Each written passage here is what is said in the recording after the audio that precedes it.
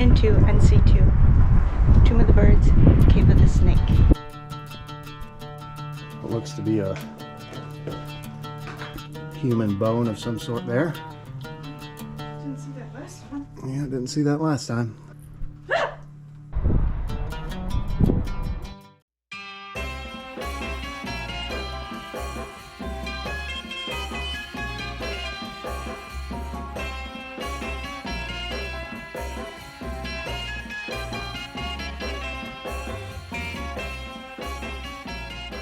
I'm Lex Levy. In today's expedition, we will explore an area of the Giza Plateau that I've wanted to examine for a very long time. We will journey to the Giza West field, located on the west side of the Great Pyramid, with a quest to locate the Mastaba of the believed architect to the Great Pyramid, Hemiunu.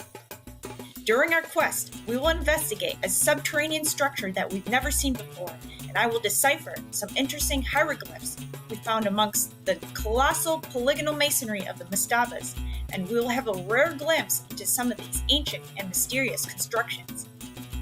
But before we begin, the hieroglyph of the day is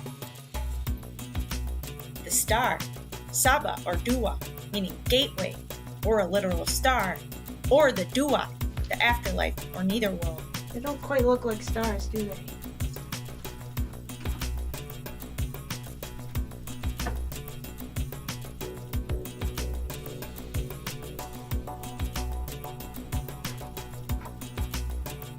And the gabled ceiling is adorned with these stars. And you can still see the grid system. Here's a photo I took of a door frame in Karnak. Here we have Saba, the star, and gate, Stargate. You can learn more about this in my Karnak episode. Now, let's explore Giza West field. If you want to help support our research and expeditions, grab some merch from the new Archeoalchemy store. Rock the classic logo in your favorite color combination with some beautiful alchemical prints. There are hats, mugs, hoodies, shorts, tanks, and tapestries. More designs are in the works, so stay tuned. And if you want to be the lifeblood of my channel, please become a member for early access, exclusive updates, and content. Thank you all so much. Now, back to our adventure.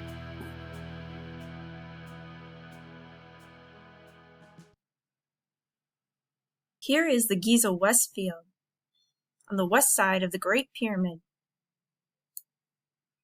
It is divided up into cemeteries whose toponyms are based on the Mastaba numbers, such as cemetery G1000 through G6000.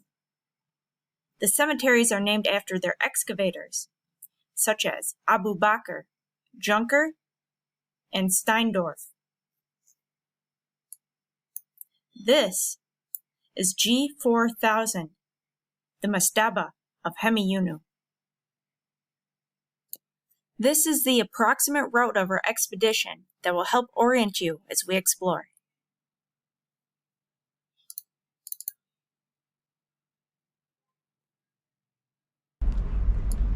I'm Lex Levy, and today we're back at the Giza Plateau, and we're going to explore the western side of the Great Pyramid in search of Hemiunu.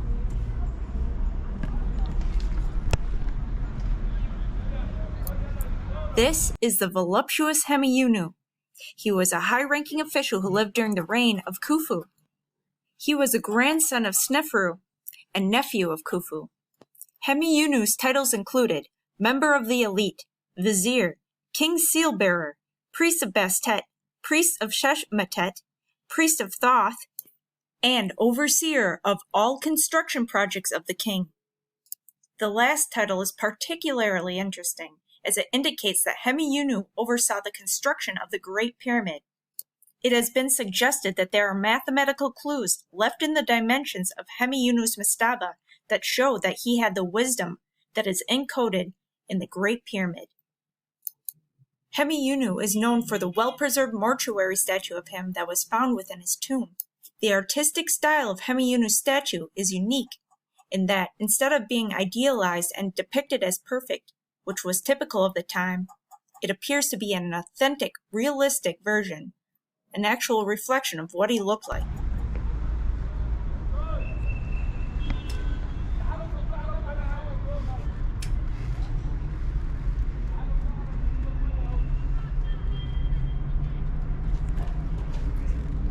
The duat. Alright, straight away we have an interesting inscription here. It's a bark, or boat. It appears that a massive stone block is being transported. Also, we have the hieroglyph Saba, or Dua, the star. I'm working on determining the meaning of these glyphs. This could be a star used in navigation. This could be a name of a star that would give you a time reference. Perhaps we have Isis here, which would be attributed to Venus, the morning star.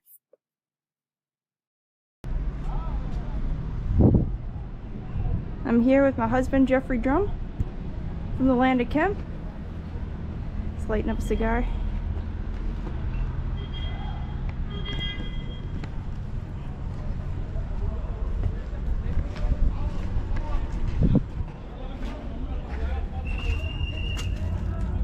Let's look in here. Get my flashlight. Let's take a look.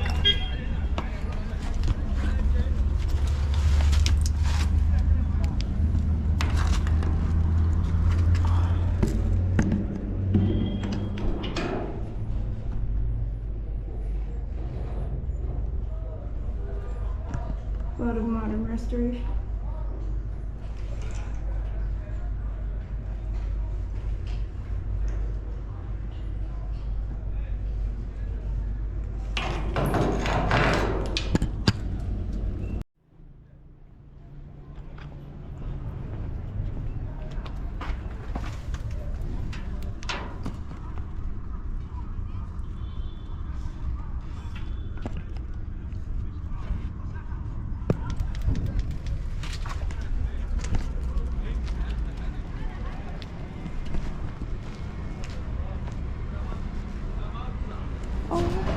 Puppy. Hi, buddy. It's okay. It's all right, buddy.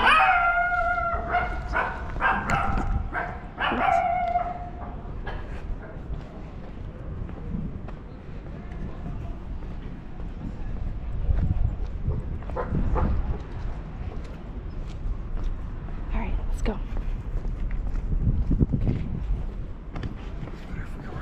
Okay. You see little puppies?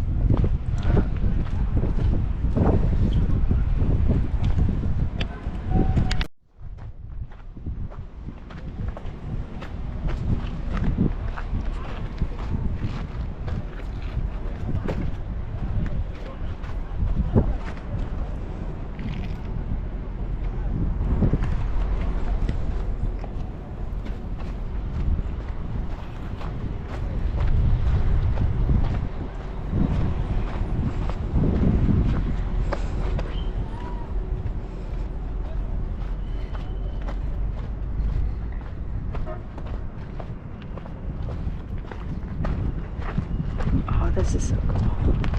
Oh, we have lots to explore here.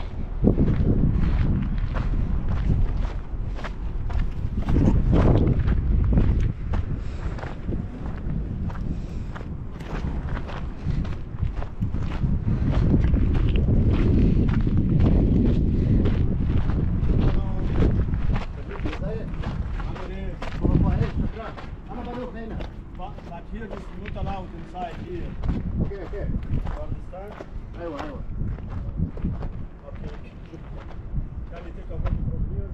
But not inside. Underveils. Quiet. شكرا. شكرا. It appears there's an archeological site here. To stop here, put them this and this.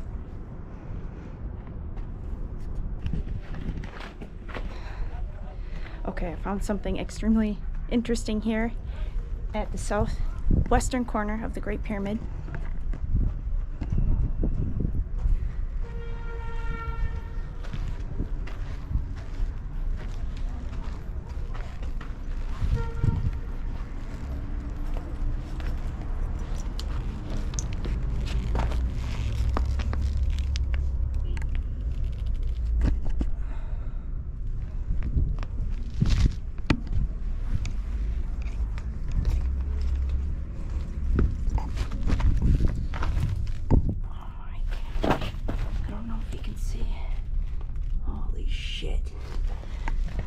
This is incredible. Oh my gosh. This looks like a track system.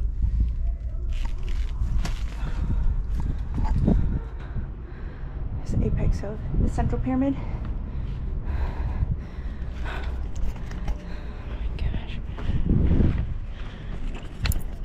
Alright, we are here at G5411 and 5412 at the southwestern corner of the Great Pyramid.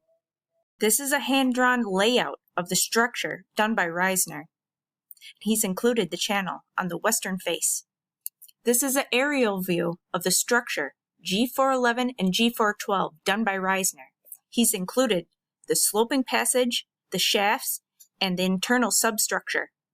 This is an early excavation photo of the structure looking south. And here's another early excavation photo. This time we're looking east. Circular or tubular shape. Really very much looking like We were just over here presented that other one at the southwestern corner of the Great adjacent Pyramid, to the central pyramid. checking out the channels Iron and wire. unique housings within the bedrock. Now we've crossed the street.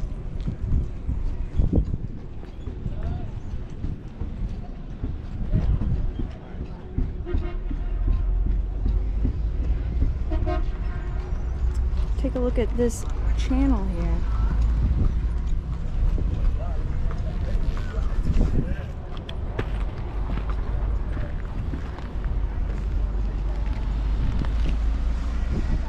Leading right into the area that we were just looking with the covered channel.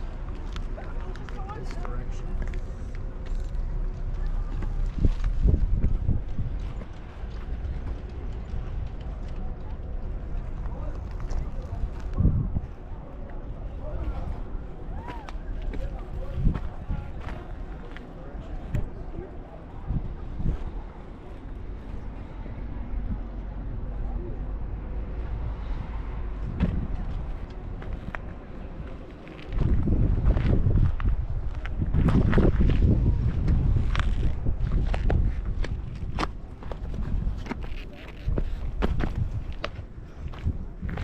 And there's more of those scoop marks here.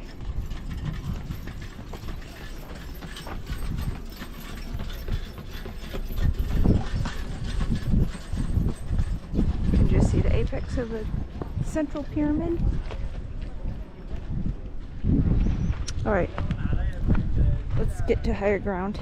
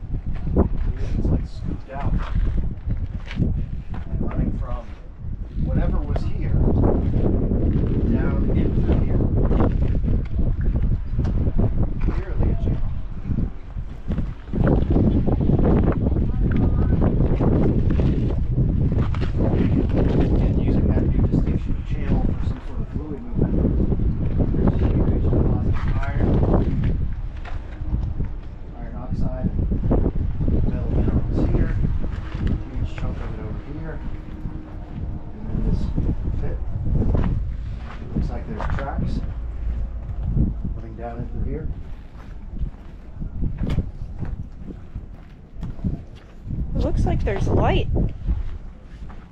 An aperture down there. It does look like there's light. This is probably connected into that vertical shaft that I just showed.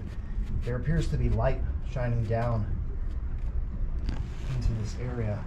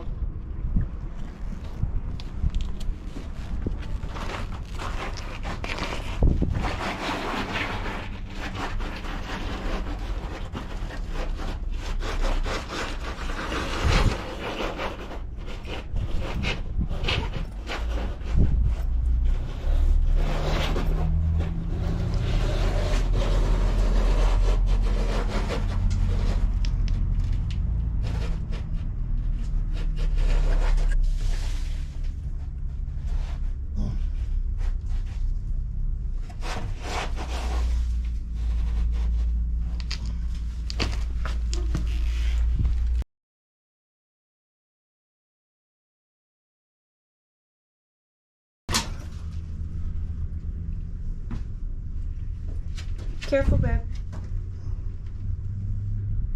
Alright, yeah, the light is coming from up over here.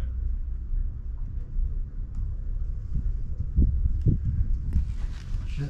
Does it extend to the That's left? a container here. Oh my gosh, you're right. There's a lid here, container here. Can you see inside the container? I mean, not from here, and I don't want to. How far down does the pit go?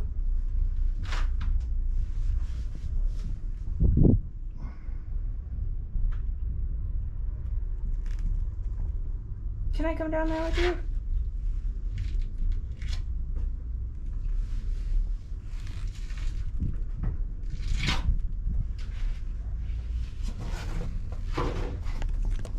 And I forgot the lighting attachment.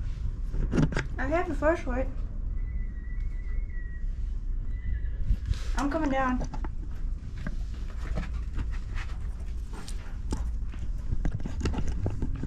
Here we go.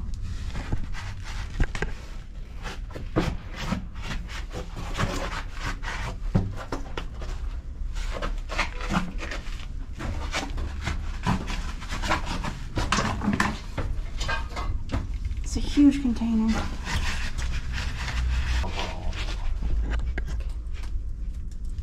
Alright. See the channel here?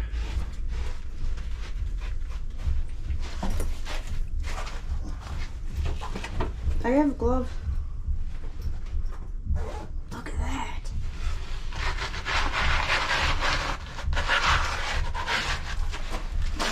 This is so exciting. Wow. This is crazy.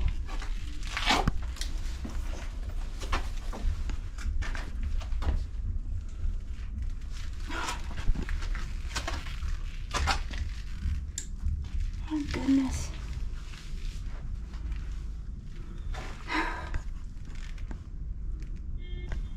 Can you see inside? It's just empty and filled with trash.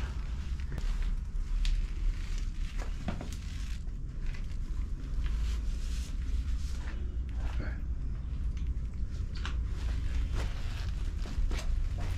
Can you see?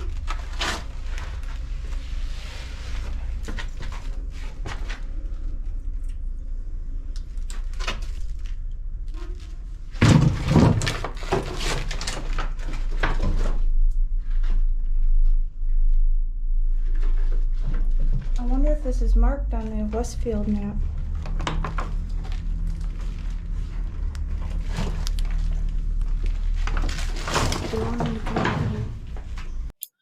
This is a cross-section and aerial view of the substructure. You can see what appears to be a track system and the container, which is made out of limestone bedrock.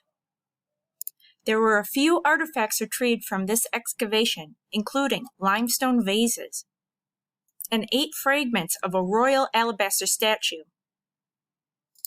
These alabaster fragments had partial hieroglyphs on them, including the Waz scepter, the heart, and a beginning of a cartouche.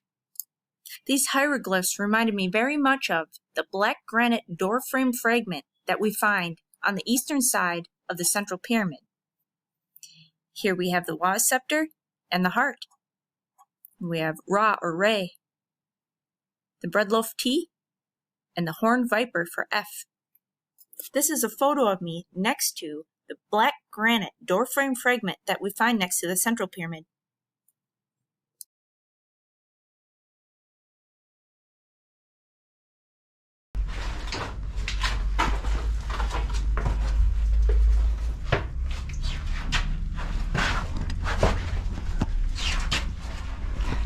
So cool.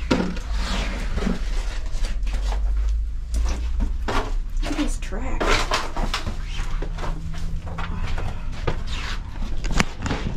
Oh, it's super slippery.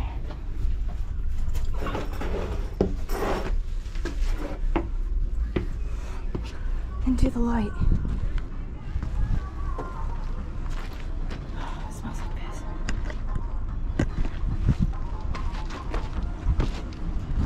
That was cool. What do you think? Much easier going in than getting out.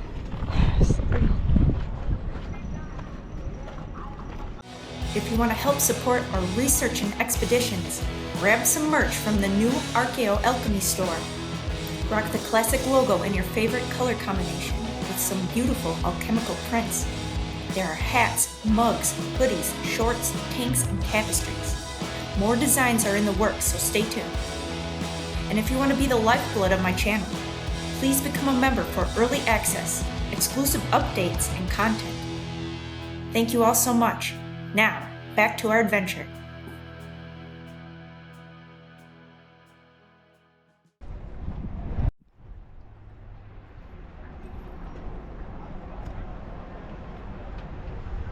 You see this channel?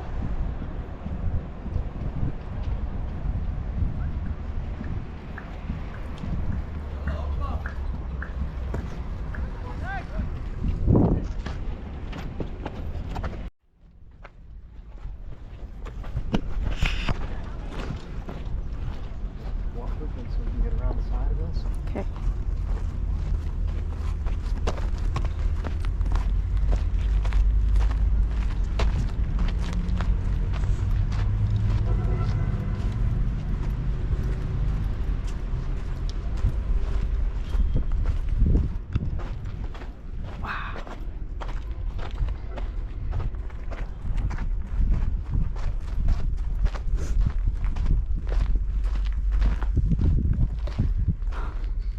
Look at the plug in the masonry.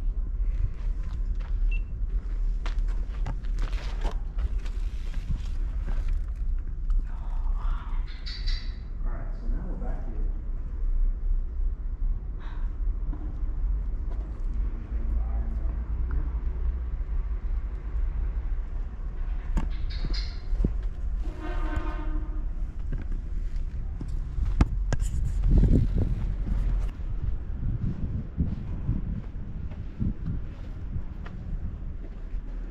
I mean, these are huge blocks.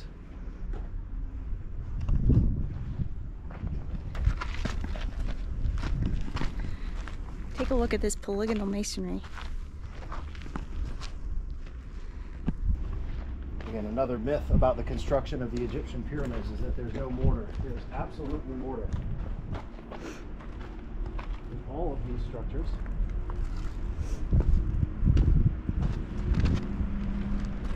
Oh my God. Huge. There's mortar in here.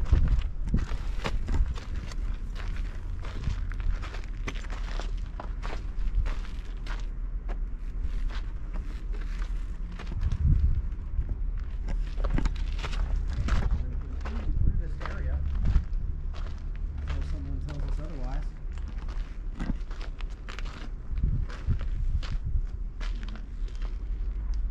We've been dying to explore this area here. Nazis.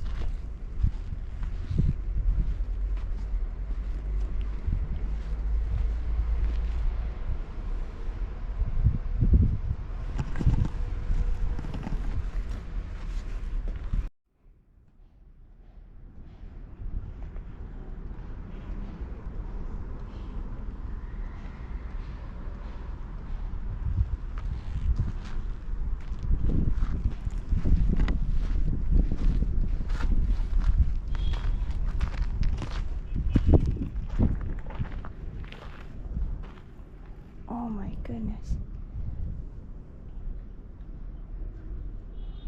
Look at how red it's filled with iron oxide.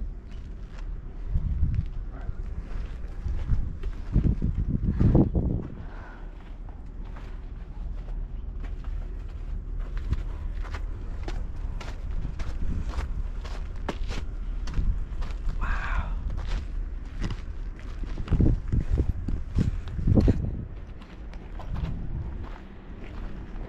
And this reminds me very much of the Star Saga.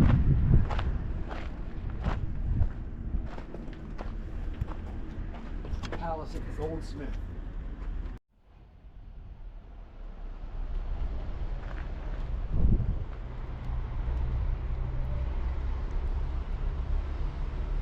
Is This is a huge mastaba.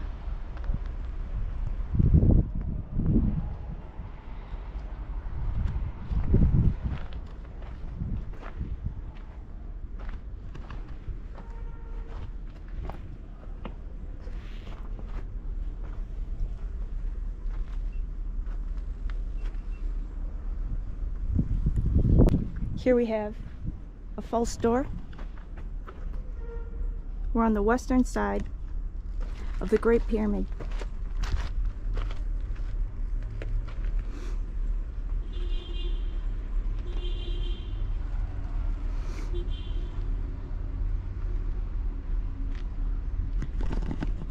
All right, let's keep moving.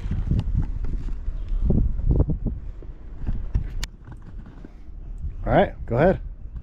All right, we're gonna take a look inside this mastaba here. Go ahead. Climb up Go there? ahead. Go ahead. It still looks safe enough. But shine the flashlight in there first so you can see. I think there's a false door. Over there. Yeah. It reminds me of There. the stairwell in Dendera. There's a bat hanging out. I don't know if you can see. It's like a ventilation system or something. Cool. Pretty cool. Thank you. That's an odd feature. Melvina. All right, we're investigating the structure called G5231A, and I was just peering into this narrow hall, looking east, and there was this vertical slit or aperture, and then a horizontal slit on top. It looked very much like a whistle. I feel this has something to do with air movement or lighting of the unit. Looks like a functional structure. The configuration is certainly odd for a mastaba.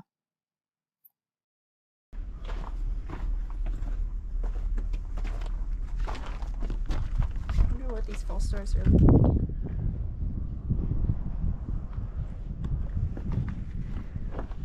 Oh, can you reach up to there and see? I think it's an opening into the same type of system. Here, let me climb up here. Up there.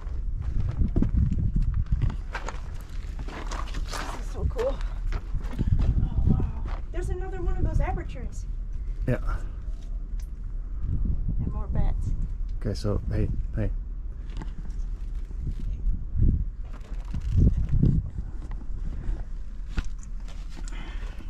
Hopefully you can see it on the camera. That's very strange. Okay.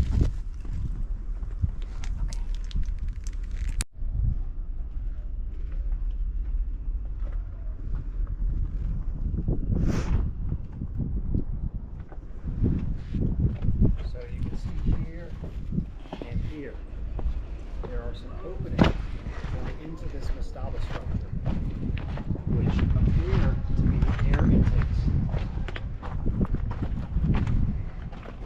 They're vertical slits.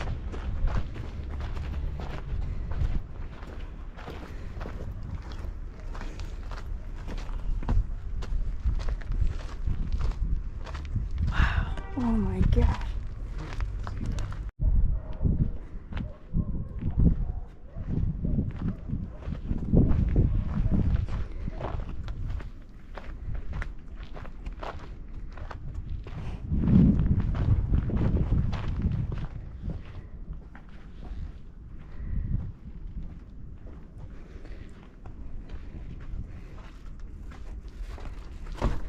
Okay.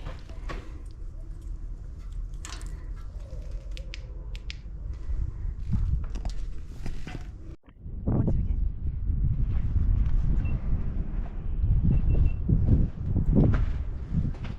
That is beautiful in there.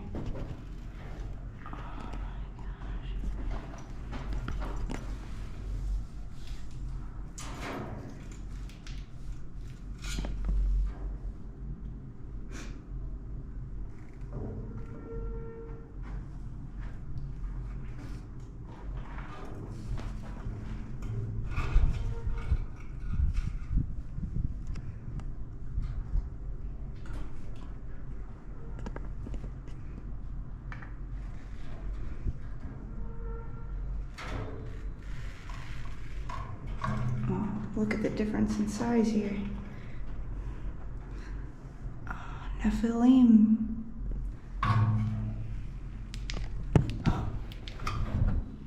You see the size difference?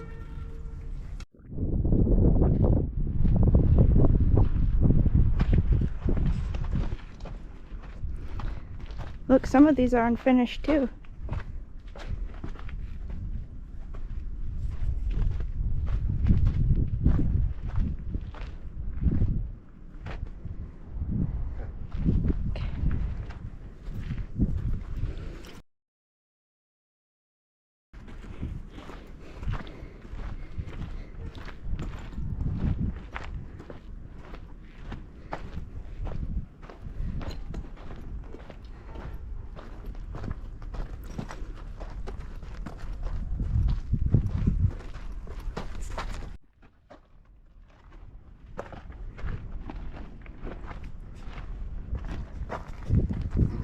What a cool day.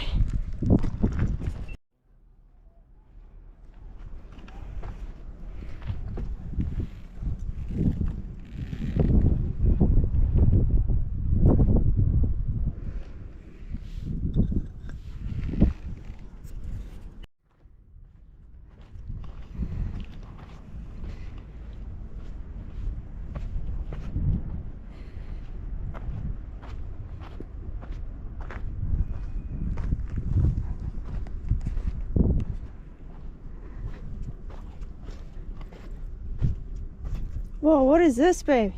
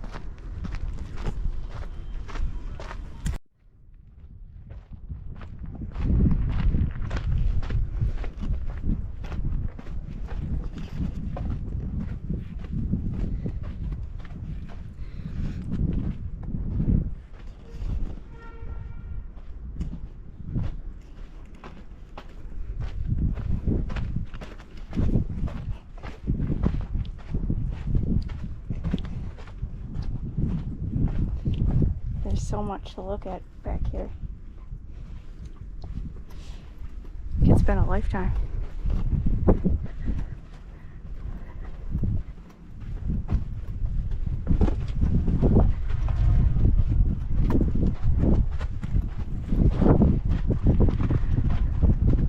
Wow.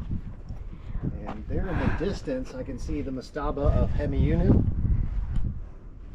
which will circle back. I just wanted to look at this little stela here. Open that out.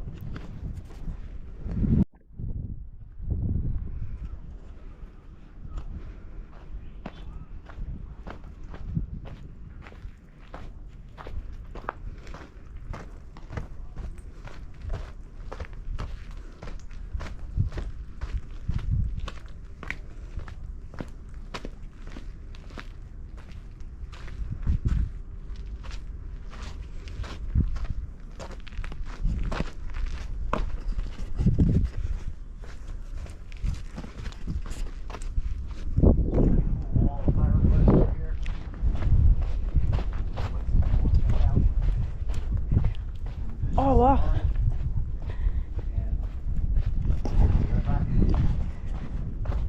Look at that. Yeah, let's go.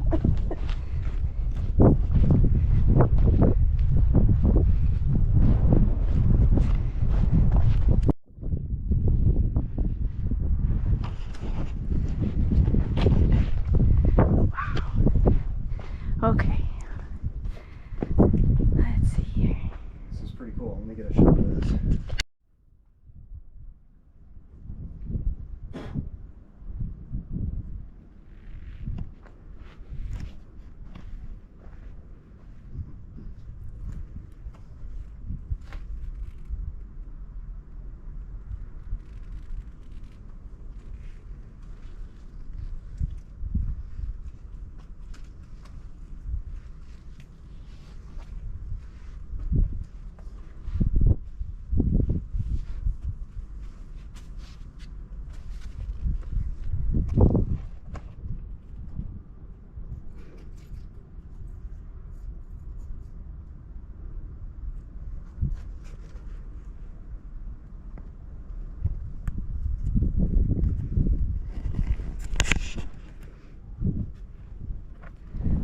Alright, so we have Ray, Ankh,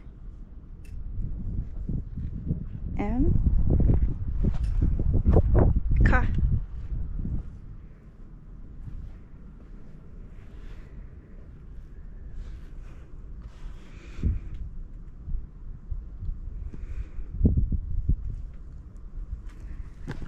Alright, with the symmetry, I believe it begins here.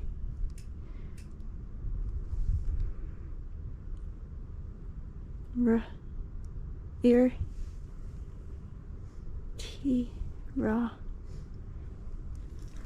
S. I don't know about this. I'll have to do some digging on this glyph. And same with this. Looks like an enclosure, house of something. Ma'a. Not sure. Ra. U.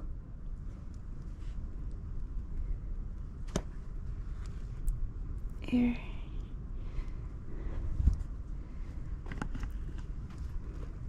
Ka. M. Ankh.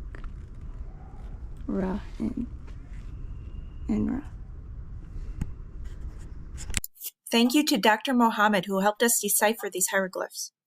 The text essentially repeats itself on the left and on the right.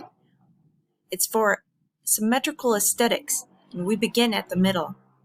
These hieroglyphs can be read as the one who gives lights to the place, to the White Temple in Memphis. His name is Kim Ankh. There is certainly some esoteric information in this text. Stay tuned.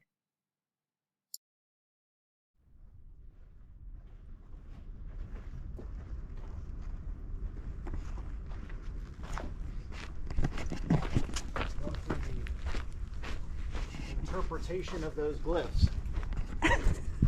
Go check out Ancient Odysseys. Got a challenge. I'm very proud of Alexa. She's learned to read hieroglyphs extremely quickly. Thanks, babe.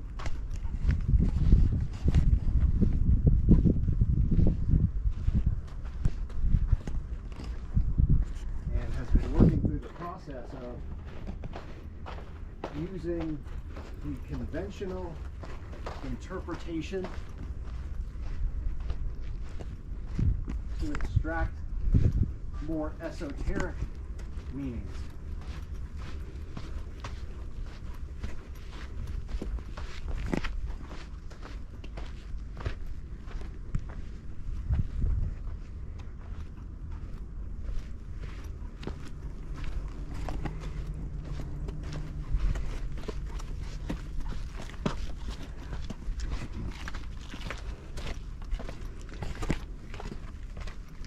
Oh.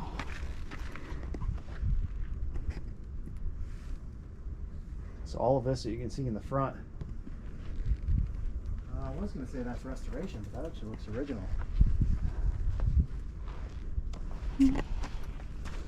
This is restoration here in the corner. Oh, yes. You can see the difference. Restoration, but this is all original. It's good shape.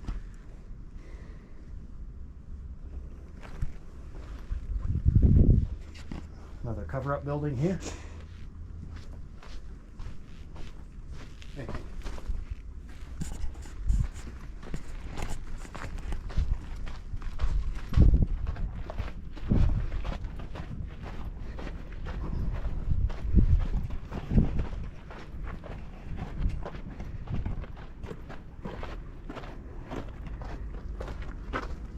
Pretty unusual placement.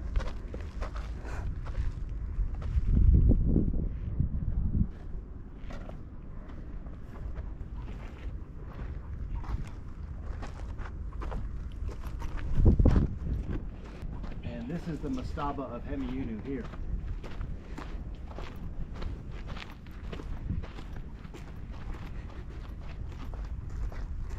And you can see the numbers as that was presented in the previous episode.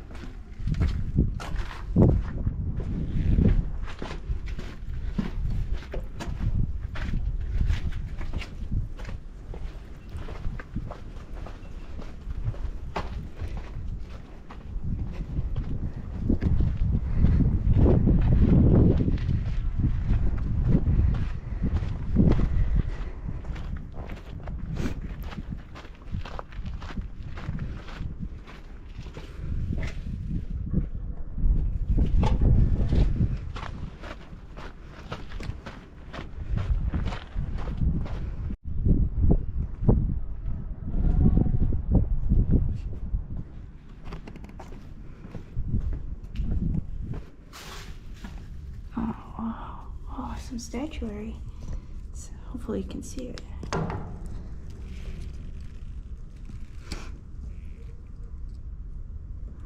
It's got the triangle skirt.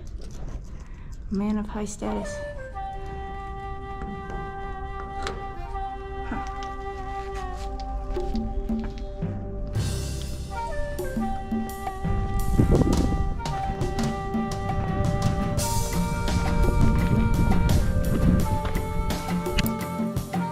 This concludes part 1 of our expedition to the Giza West. Please like, share, comment, subscribe, and stay tuned for more epic adventures. If you want to help support our research and expeditions, grab some merch from the new Archeo-Alchemy store. Rock the classic logo in your favorite color combination with some beautiful alchemical prints. There are hats, mugs, hoodies, shorts, tanks, and tapestries. More designs are in the works, so stay tuned. And if you want to be the lifeblood of my channel, please become a member for early access, exclusive updates, and content. Thank you all so much. Now, back to our adventure.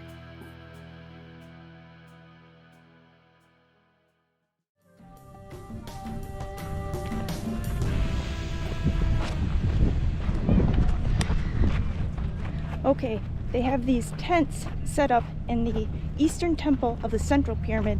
We're going to go investigate, see what's going on. I'm Lex Levy. In today's expedition, we return to the Giza Plateau and venture to a rarely explored area, the Giza West field, where we examine an archaeological dig of the anomalous L-shaped structure and investigate the perimeter of the Mastaba of Hemiunu, the believed architect of the Great Pyramid. And we discover a major functional component of the ancient industrial processes that were once occurring on the Giza Plateau. And during our expedition, I will decipher 2 hieroglyphic inscriptions. We also have an encounter with a reptile. Now, let's go.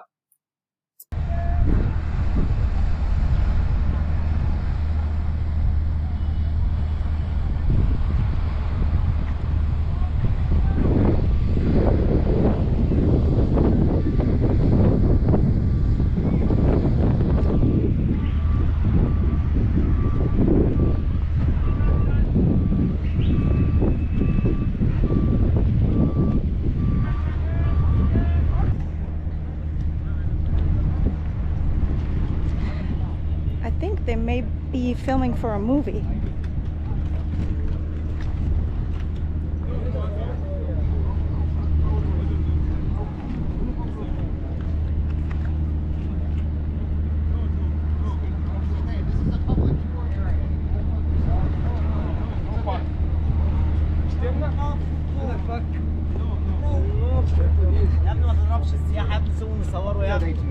Shows and advertisements and all kinds of stuff. I'm getting the scoop.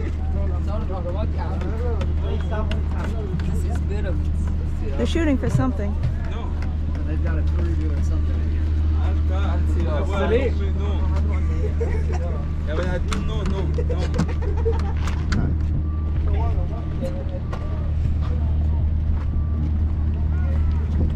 Maybe Big Rami is here.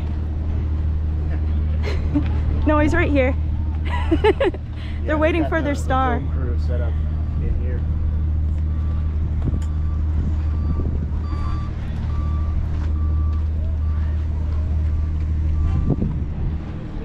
Oh, big production.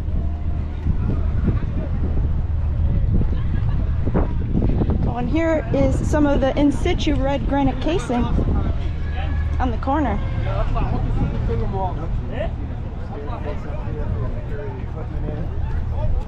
Huge production.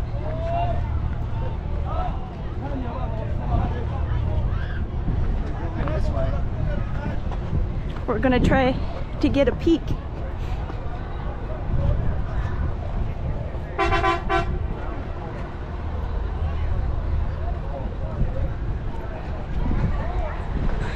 Okay, we're gonna go through the back way.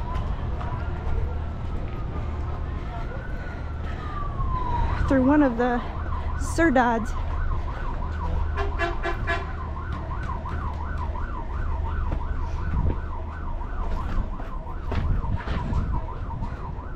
Yeah, we've got phone crew set up in here.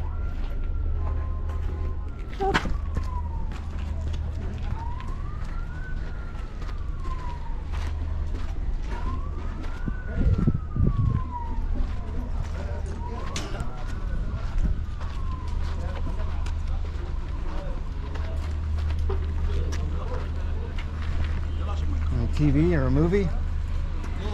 It's okay. Your star is here.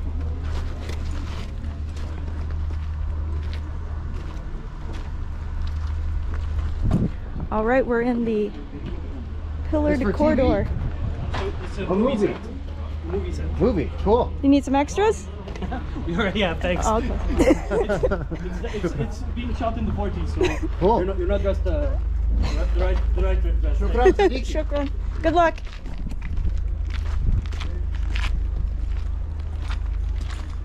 So they're filming a movie up here.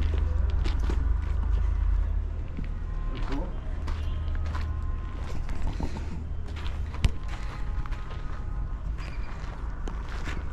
I love this view. Don't tell me I can't film in a public tour area. That's bullshit.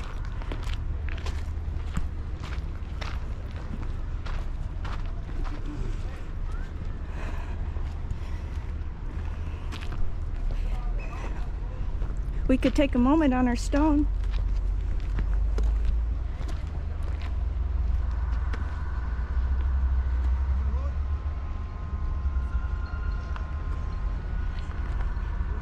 All right, and as I mentioned in the previous episode,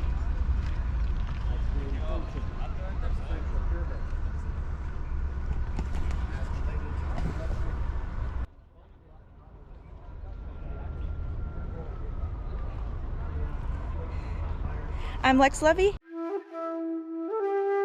Today, we're back on the Giza Plateau. I'm standing in front of the central pyramid. In the pillared corridor of the Eastern Temple, we're going to make our way towards the West Field and see what we find. Let's go. conduits like the one that I am following.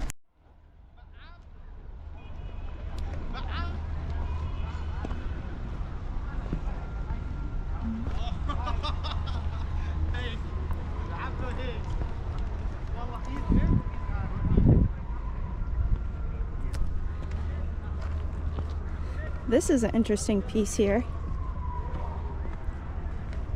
There's mortar. كمان رايد؟ مش عايز كامو شكرا. أهلا وسهلا مع السلامة. أنت تتكلمين العربية؟ You speak Arabic? شوية. شويبسي جاية. ممكن بعدين؟ Later? Some people have absolutely no respect for ancient monuments, and they break off pieces. Somebody probably took a piece out of there. It's pretty unfortunate. Where? That piece of calcite, they broke a piece Our off stone? of it.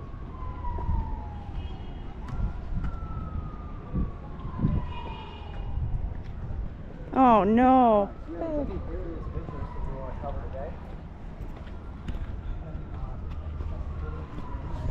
Motherfuckers. It's disgusting.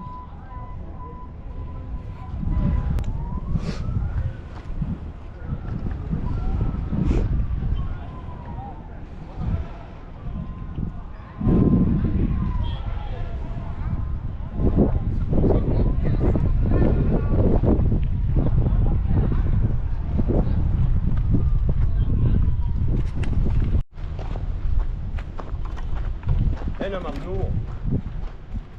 هنا في سلسلة مقفولة. Siddiqui, hieroglyphs. Hannah, Okay, she's great. gonna read. Great. Yeah. Came from Animosity. مية حبيبي Shukran. حبيبي.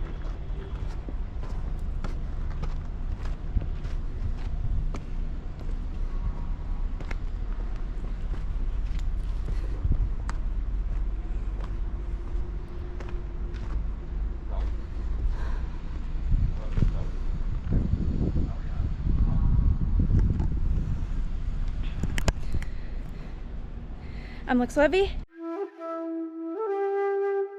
I'm standing in the quarry of the Central Pyramid on the northern side. And here we have hieroglyphic inscriptions. I'm going to decipher them now for you. This is my interpretation.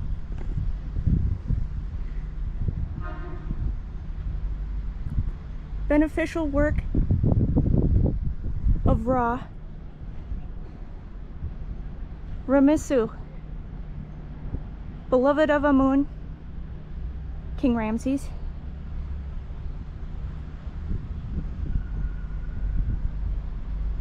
sees great, sovereign temple sees great when Lord speaks truth over the earth.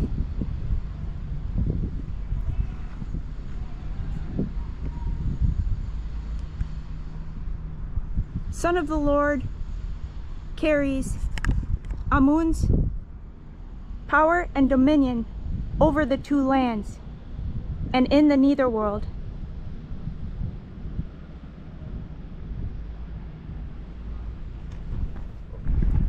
All right, I'll have my work checked by Dr. Mohammed. Let's see how it pans out.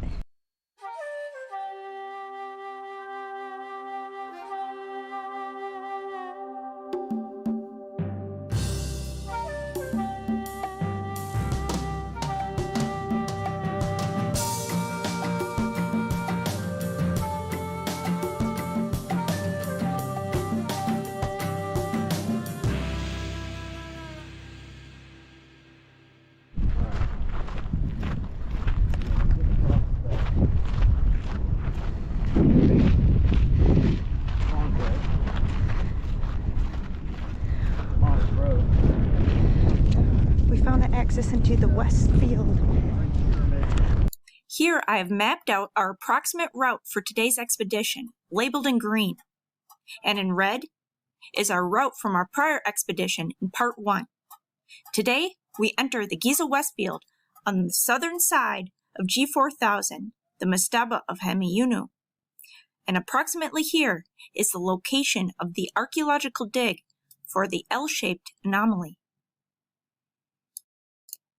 In a recent search for the burial of King Khufu outside of the Great Pyramid, and in this area of the Westfield where no above-ground structures have been found, a geophysical study was conducted by archaeologists using a technique called electrical resistivity tomography, ERT, in which electrical currents are sent into the ground and resistance is measured to detect remains, along with ground-penetrating radar, GPR, a technique that sends radar into the ground and, after it bounces back, it maps the underlying structures. The results unveiled a presence of an L-shaped structure and intriguing anomalies. Directly in front of me is Mastaba of Hemiunu. There's been some recent archaeological digs in this area. Where they've been doing the recent archaeological excavations up here. Quote-unquote L-shaped structure discovered over here.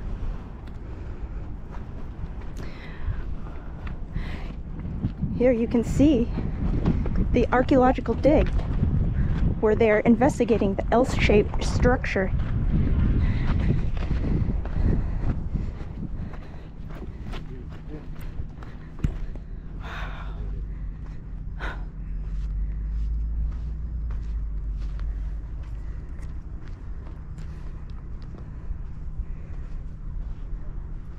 Interesting.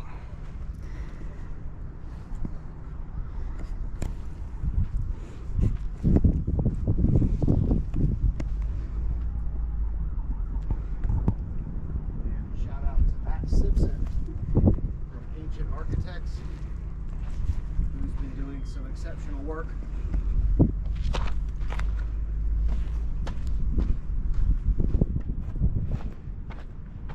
Reporting on the archaeological excavations and documenting everything on his YouTube channel.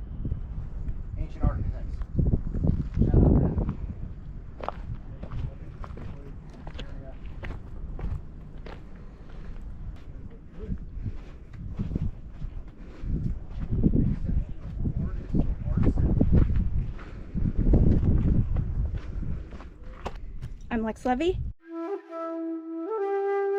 I'm here at the archaeological dig where they're investigating the L-shaped structure. Behind me is the Central Pyramid, the northern face. And you can see this channel that's been excavated, and it terminates into a pit.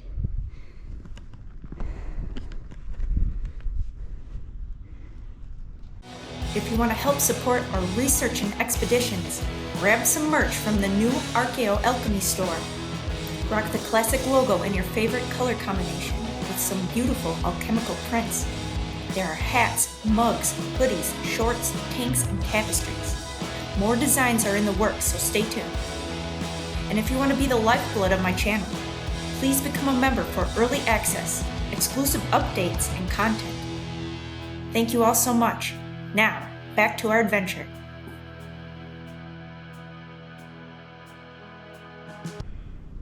So up close, in person. Long trench.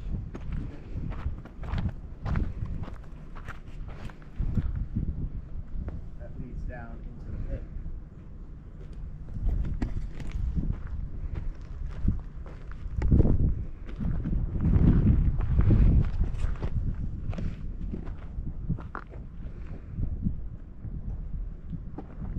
Alright, now there are two structures back here that we really wanted to hear.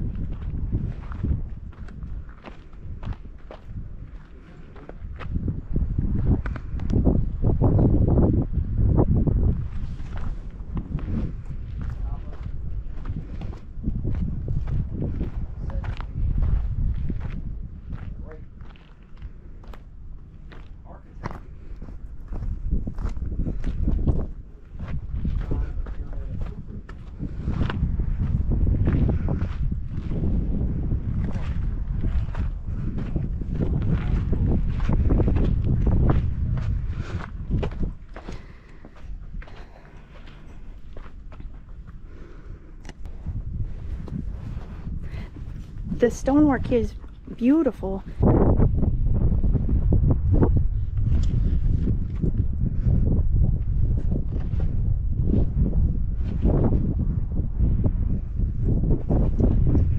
Wow.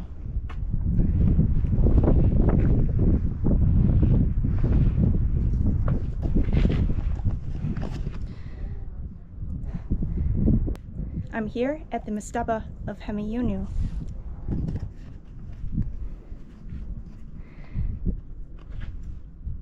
And this is a corridor on the eastern side made of fine limestone. It does not look like restoration work. Oh, it's incredible. Look at the fine mortar in between.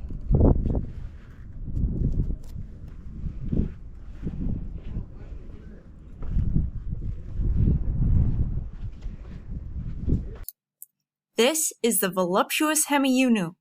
He was a high-ranking official who lived during the reign of Khufu. He was a grandson of Sneferu and nephew of Khufu.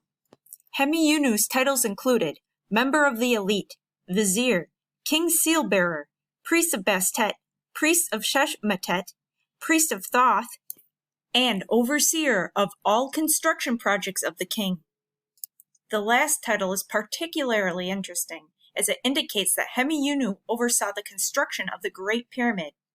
It has been suggested that there are mathematical clues left in the dimensions of Hemiunu's Mastaba that show that he had the wisdom that is encoded in the Great Pyramid. Hemiunu is known for the well-preserved mortuary statue of him that was found within his tomb. The artistic style of Hemiunu's statue is unique in that, instead of being idealized and depicted as perfect, which was typical of the time, it appears to be an authentic, realistic version, an actual reflection of what he looked like.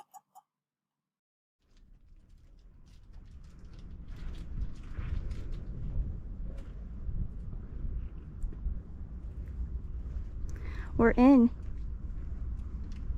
a vestibule on the eastern side of the Mastaba of Hemiunu. Jeffrey's lighting up a stogie, and I'm going to do some filming now.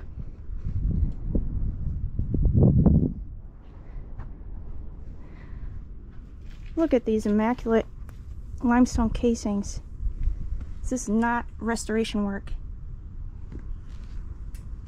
It's in incredible condition.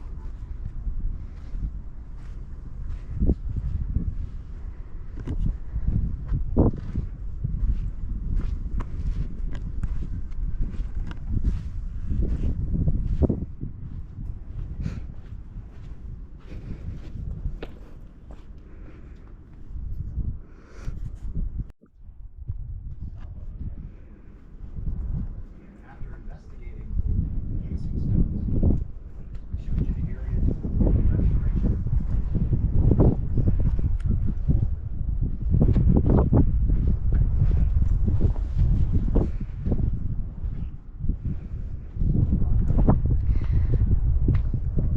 Okay, I'm at the northeastern corner within the vestibule.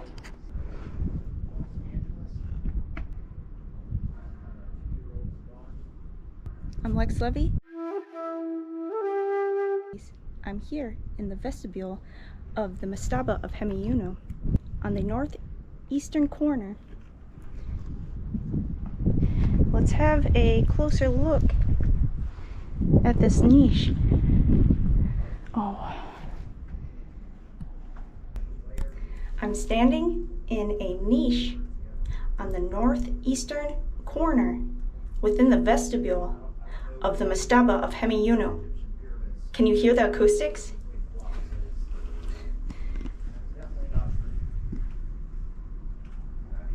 It's an absolutely immaculate shape for its age.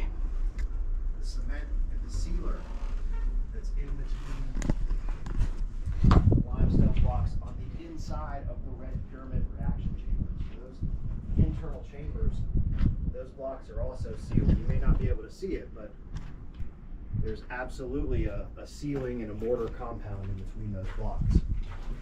And my lovely wife, Alexa, and Wow. pretty strange.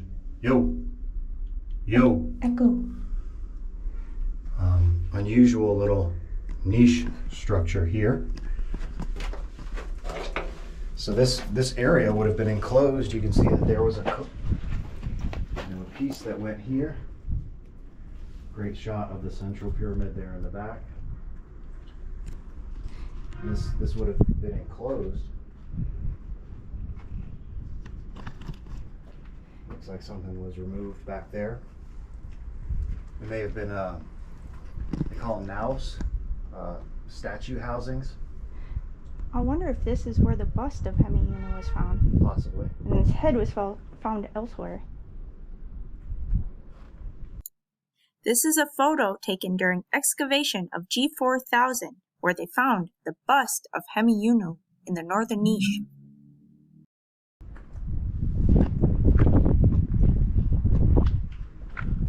This is a phenomenal cigar. Connecticut wrapper, but still medium body.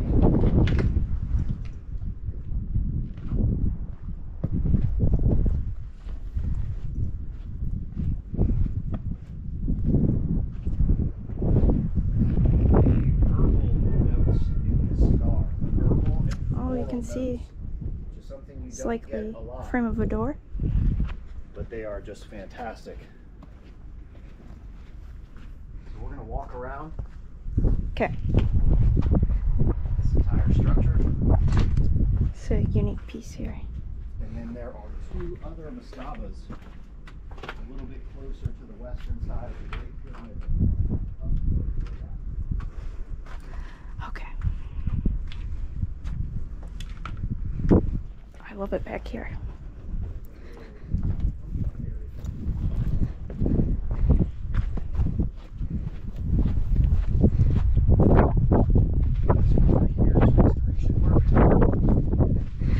Oh, you can easily tell the difference.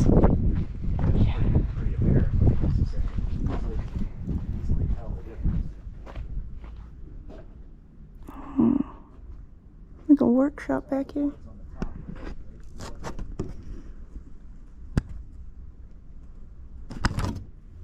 Okay.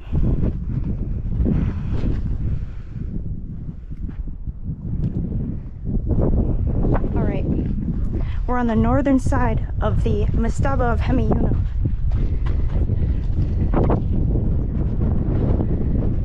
This is an interesting placement for a modern construction.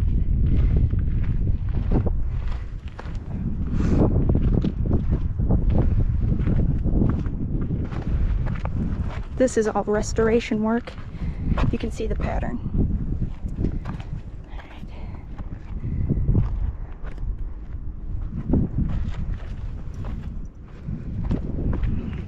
It's like a channel here.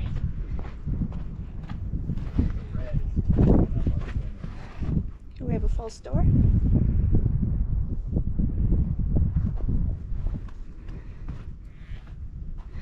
Oh, and you can just make out some hieroglyphs. I will analyze these later.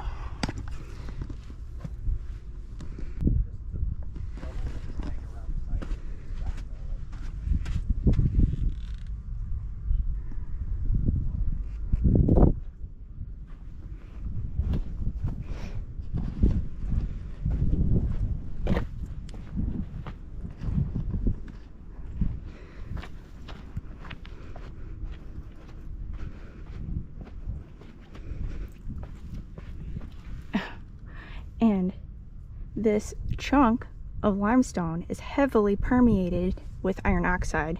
Look at how red.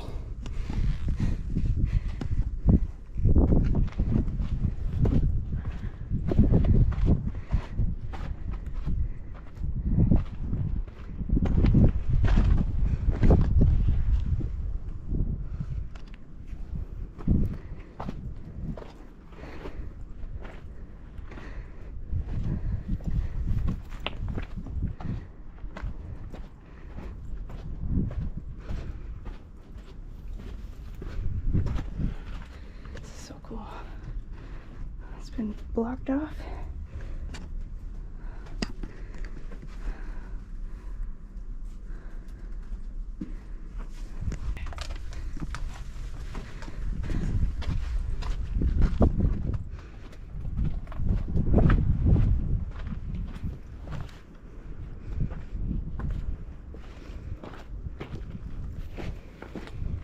More iron oxide.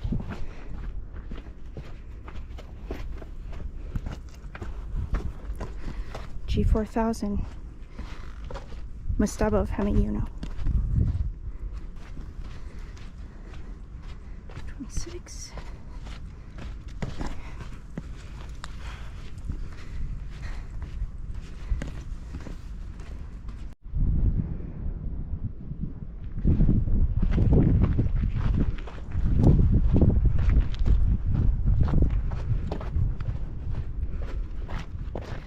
There is a colossal mastaba to the north of the Mastaba of Hemiunu, and I could not find much information on it at all.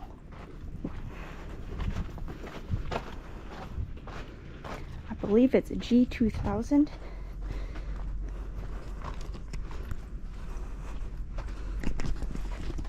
Now, I head back down into the western field toward the Great Pyramid.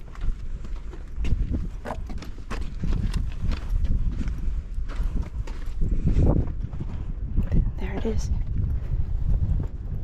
And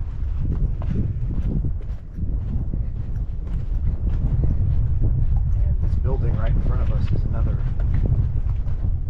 I mean, to say it's big is an understatement. It is immense. Hemiunu is probably 1/4 or 1/6 the size. Alright, we're gonna have to make a mad dash. Just colossal structure here, Mastaba structure.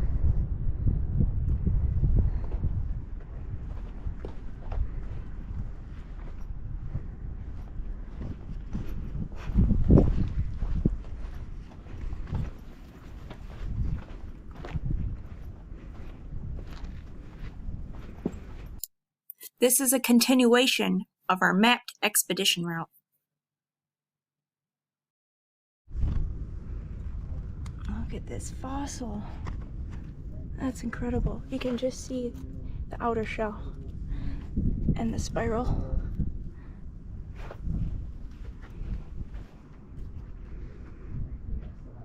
More evidence that the Giza Plateau was submerged under the sea in a distant past. And there are fossil aquifers underneath the plateau that the ancients knew about. And that's why they dug the Osiris shaft and other numerous wells, such as the Brackish well near Gebel Gibli.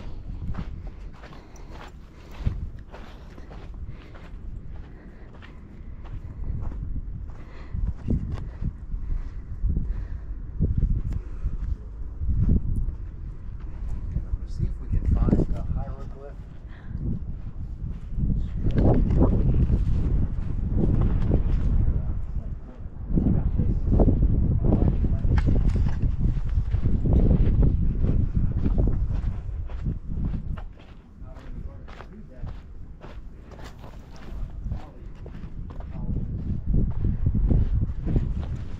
Archaeologist Professor Muhammad, who's been assisting us in our translations.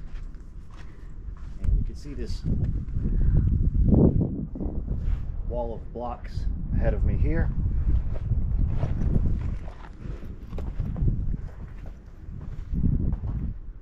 And if I can remember, I'll put the direct translation at the beginning of the video. But there was something in this inscription about the bringer of light to the White Temple. That's right. Some pretty esoteric verbiage there. The bringer of light.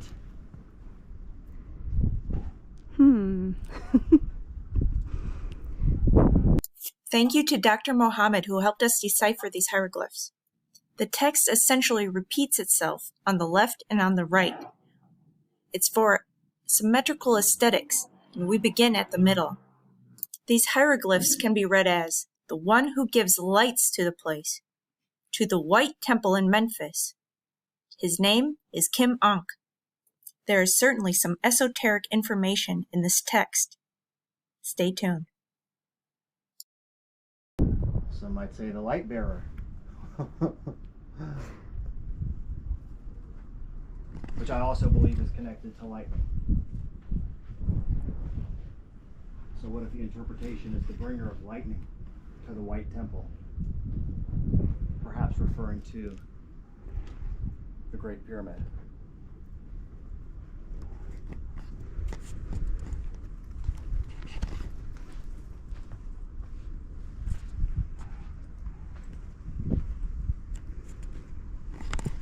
And remember, hieroglyphics are an esoteric language.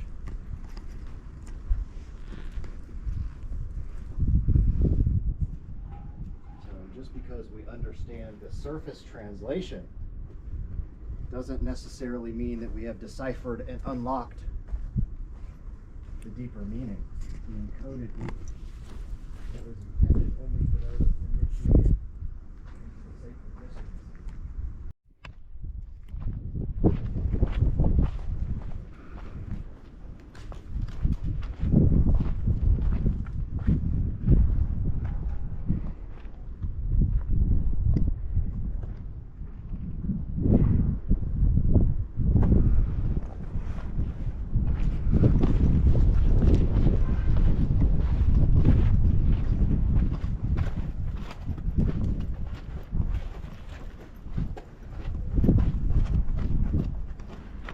And you can just see that this limestone is caked with aquatic fossils. Wow.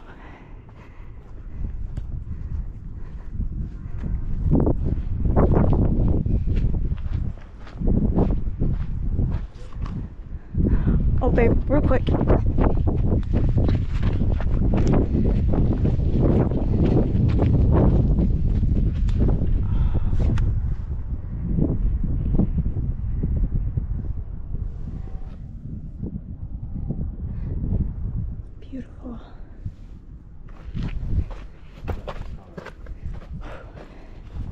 the stela. Alright. Let's go, Eldina.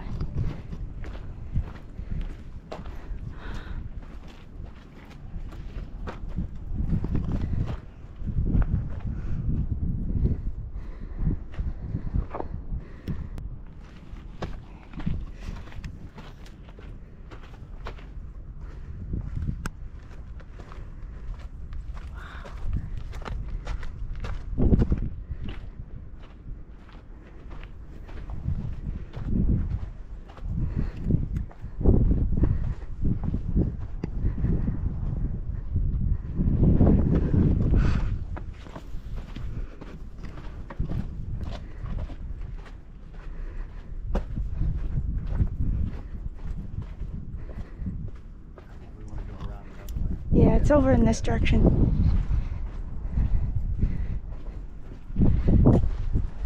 Another one of those weird kind of screw-like fossils. So cool. So many aquatic fossils. So a strange stone.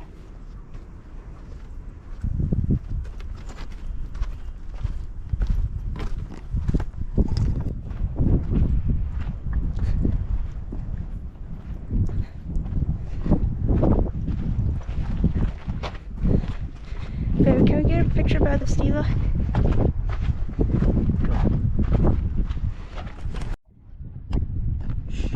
Alright, let's go.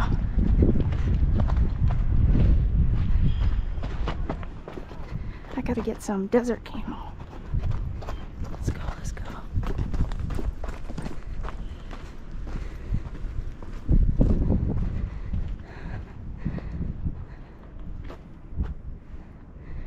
Such cool shots. Alright, now we're back.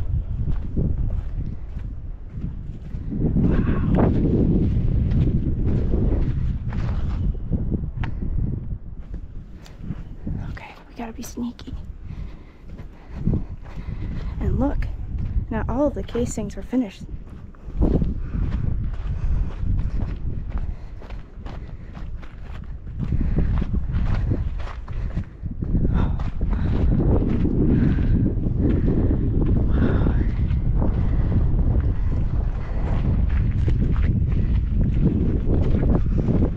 Such interesting polygonal shapes.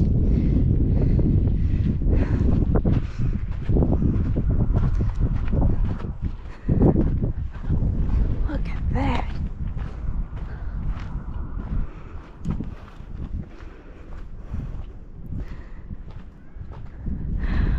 Oh, I think this is the one with the hieroglyphs Hieroglyphs, yeah. that look like son of Khufu.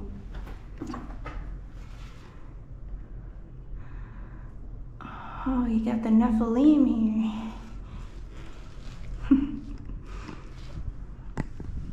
King and his queen.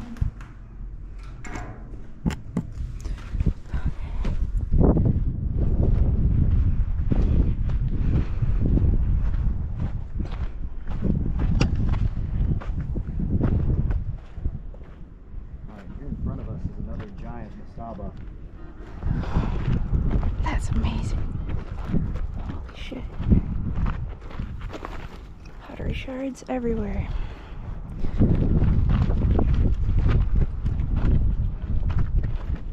Look at how eroded this is, babe. Did you see that? What in the world?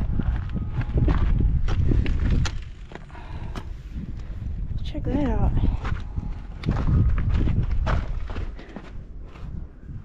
She was just noticing the drainage erosion pattern running through this area, and then it moves down around here into these two rock cut tombs. I remember this spot. Yeah.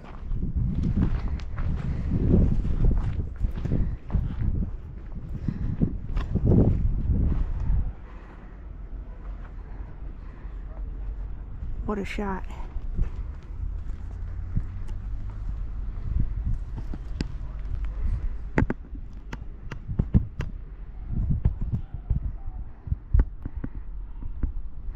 That's amazing.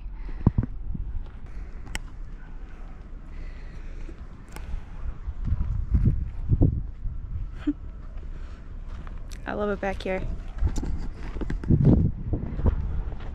Now we're going to look at the whistle structure, as we like to call it, because the configuration of the mastaba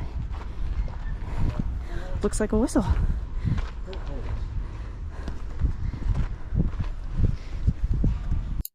We will conclude our expedition performing a secondary investigation of these two structures, G5231A and G5227A. Here's a closer look, an aerial view of the configuration of these two structures, and you can see that each structure has a series of 4 long, narrow chambers. On the eastern wall, each chamber has a square aperture, and peering east into one of these chambers, you will see on the eastern wall that there is a vertical slit or aperture, and above it a horizontal slit, looking very much like a whistle.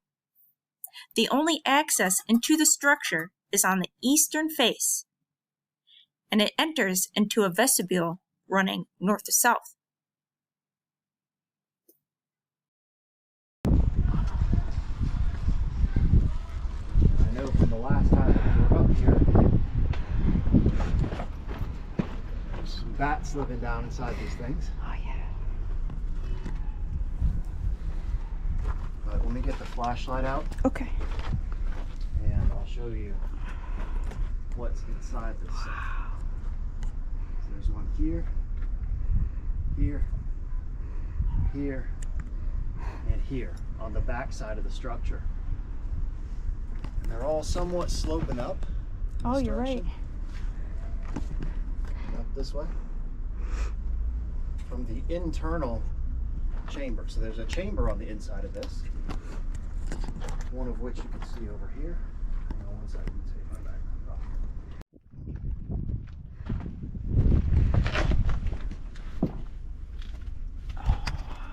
All right.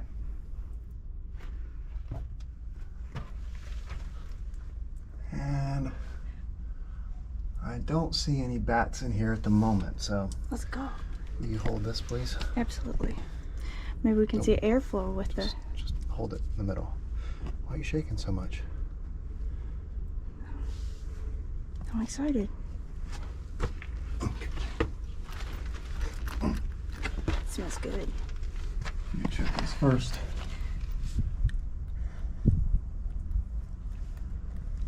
All right.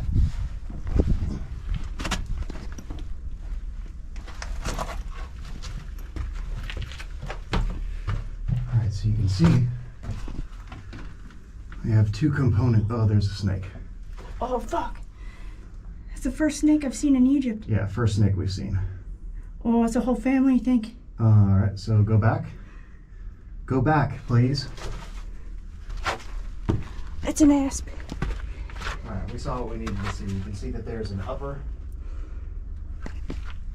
vent hole and then this tapered vertical slit.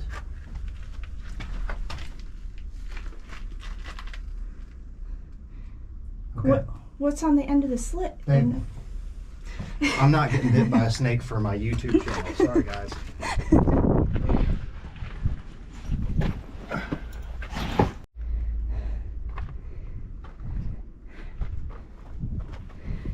First snake. First asp. All these things have the same configuration, and I can see, looking down in here, can I see the flashlight? Yep. I can see light coming through the slit, the vertical slit. And all 4 of these little chambers have the same configuration. Yeah, thank you.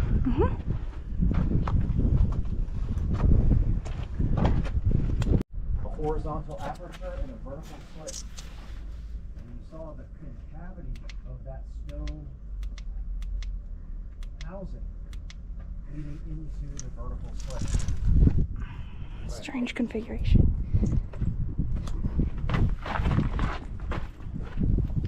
The light bearer. Yeah, the light there.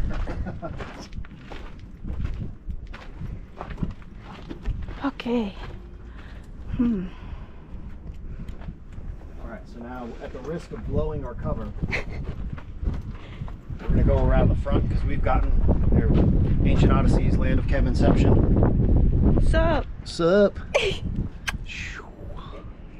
Almost got bit by an asp today. Well, you didn't. Went the ways of first, and I don't necessarily Cleopatra. like her crawling in these holes with me, but yeah. So the first snake we've seen in Egypt. Oh. All right, so now we've got some shafts. Making sure I'm still recording so I didn't miss any of that gold that we just filmed here. It was. There's another shaft leading down here. And we're going to walk around the front. So you can definitely see light coming through the vertical slit.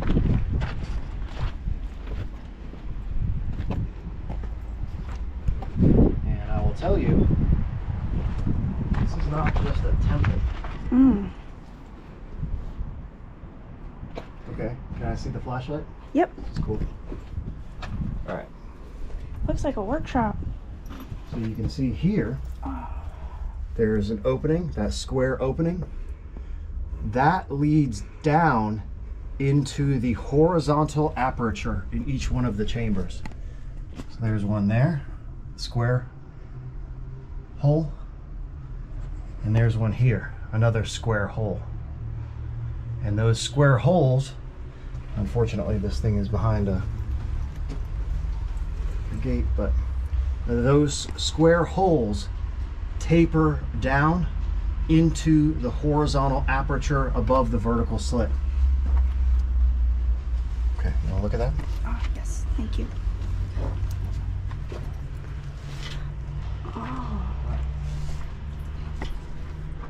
And there are also So we're looking openings into western face of this quote-unquote Mastaba here. on the eastern side, seeing There's this main the configuration.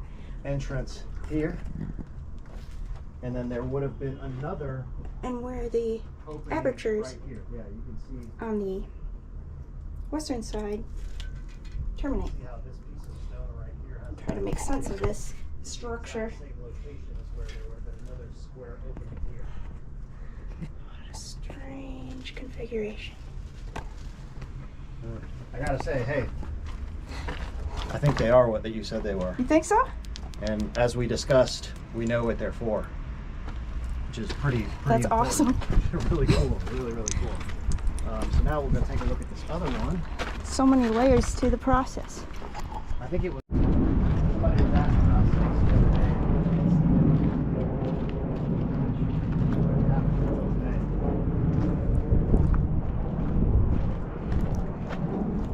So obviously you can see. We're just here, and the configuration of this structure should be the same, but it's more open to the elements. We may be able to get a better look. Oh, watch for you. Okay.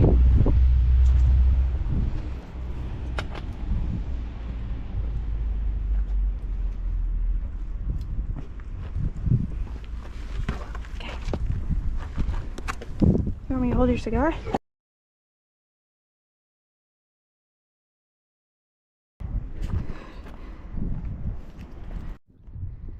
We're rolling.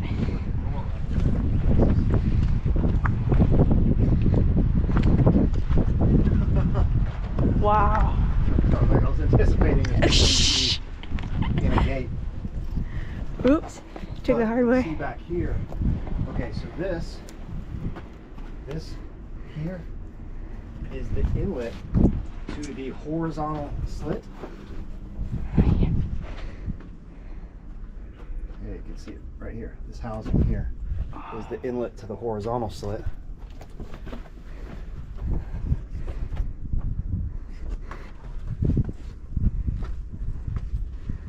What a skinny corridor. And then we'll see if we can.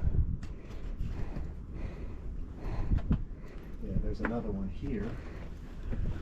Yeah, another one of these housings here. You can see the housing here. That would have been the opening into this horizontal slit. Right here.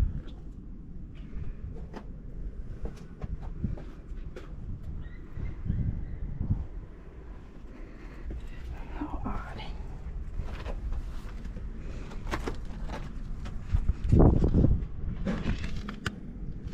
Cigar went out.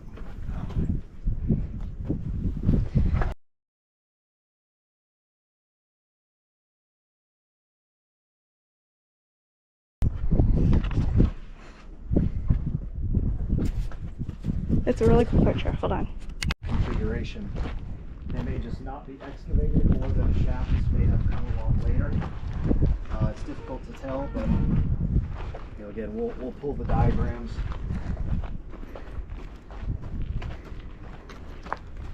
You can see exactly what the internal components of these things look like. All right, here's the front face of that huge, immaculately cased Mastaba here. Oh, you can get a pretty good look in here.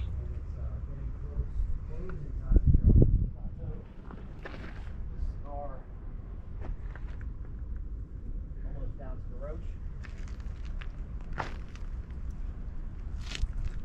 So we'll sit here in the shade for a moment. Final tasting notes.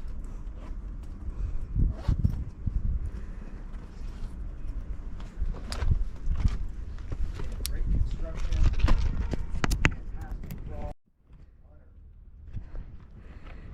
All right, we're on the right structure, and I'm taking a look into the long, narrow chambers. This structure is much more open to the elements and accessible.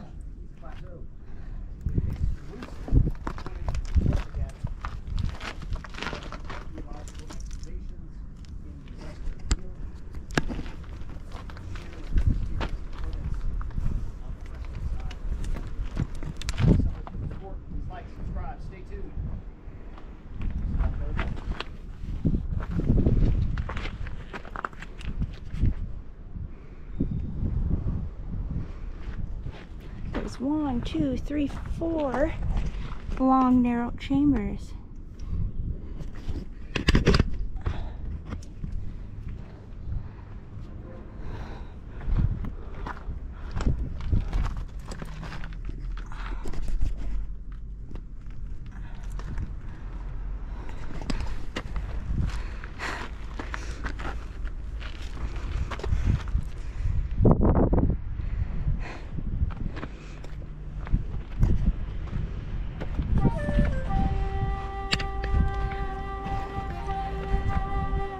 All right, this concludes our expedition to the West Field of Giza, Part 2. That was fun. Yo! Please like, share, comment, subscribe, and stay tuned. If you want to help support our research and expeditions, grab some merch from the new Archeo-Alchemy store. Rock the classic logo in your favorite color combination with some beautiful alchemical prints. There are hats, mugs, hoodies, shorts, tanks, and tapestries. More designs are in the works, so stay tuned. And if you want to be the lifeblood of my channel, please become a member for early access, exclusive updates, and content. Thank you all so much. Now, back to our adventure.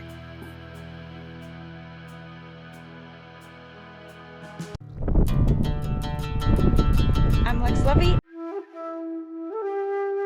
Today we explore rarely investigated areas of the Giza Plateau. We take you with us on our adventure to the West Field. And each one of these housings has the same configuration. Yeah, we'll look at that. Holy shit! Where we meet a kind wisdom keeper of the pyramids who unveils secrets to us. Wow. What do we discover? That's the original door, but then you see the statue and you see the hieroglyphic up. Would you say this is a marker for a shaft? Shaft. Ah, this is what I was curious about. Yes. Were there any laboratories here for perfume. Let's go. Run, Siddiqui!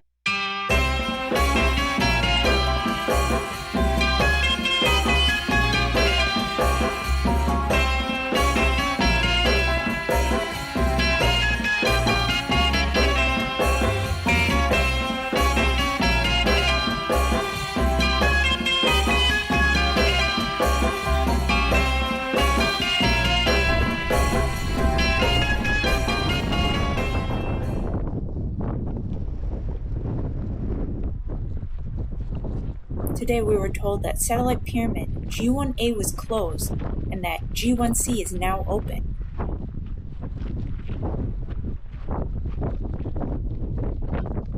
We will explore it for the first time.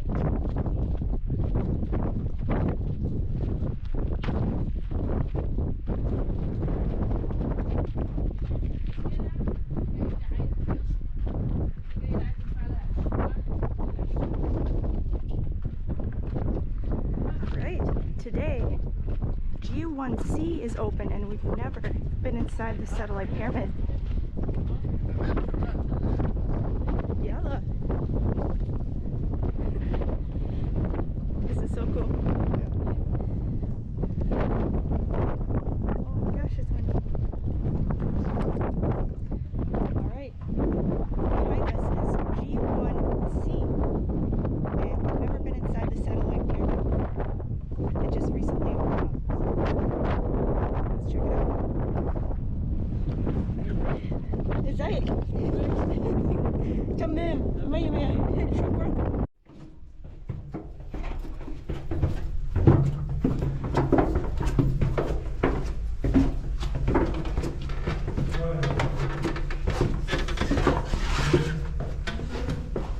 No bed inside.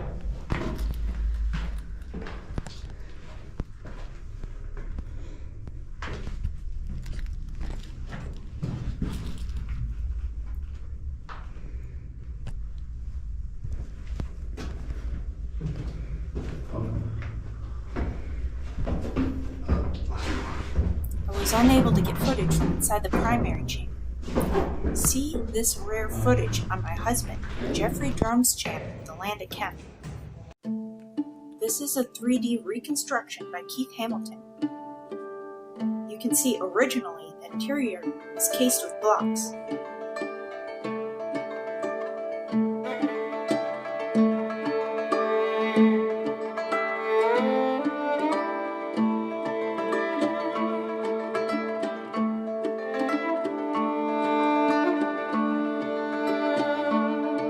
Sarcophagus shapes that are carved into the bedrock are from intrusive burials.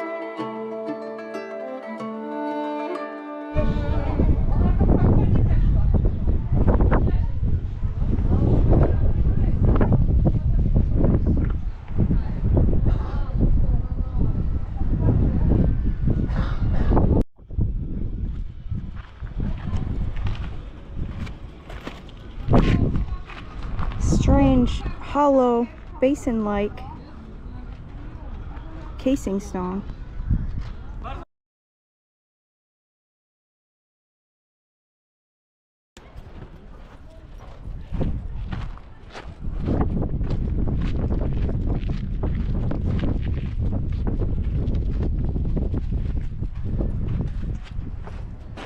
All right, where are we going?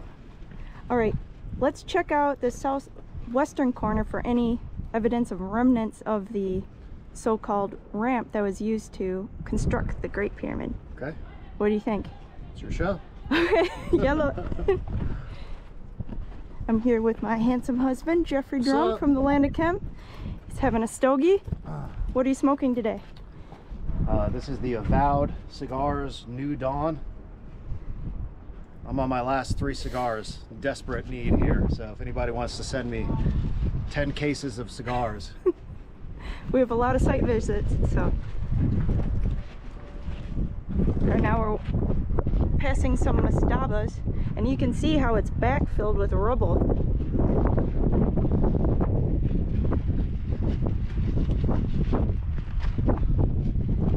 This is the southeastern corner of the Great Pyramid. super windy today. Kicking up a lot of sand. There are a series of what would be conventionally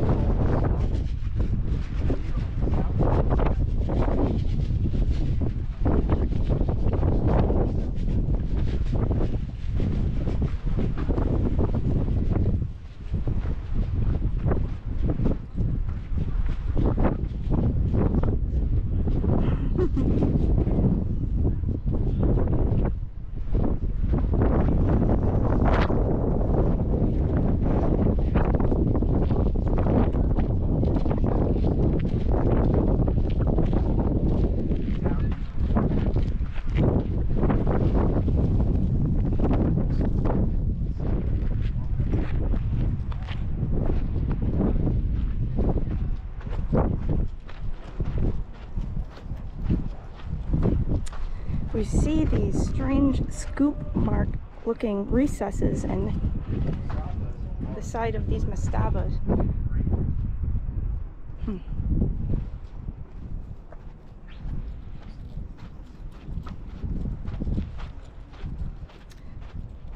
False door. Jeffrey's checking out the shaft at the top of this mastaba. You can see the apex of the central pyramid there.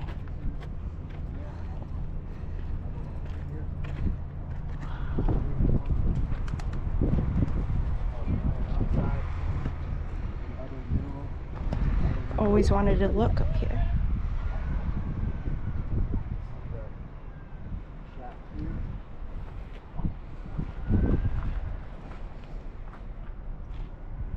It looks like there's an access to the east.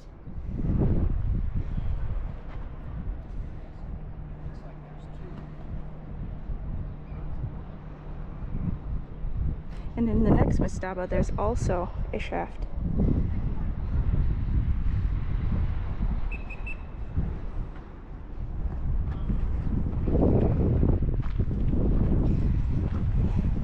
Apex of the central pyramid. pretty awesome view.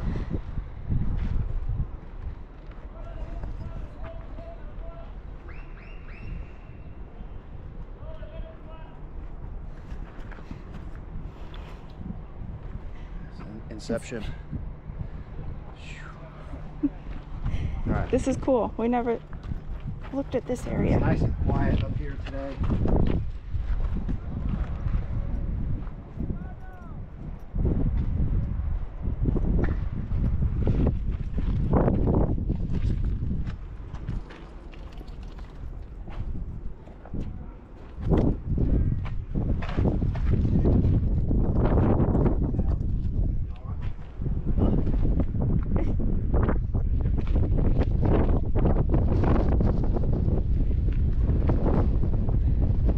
These false doors.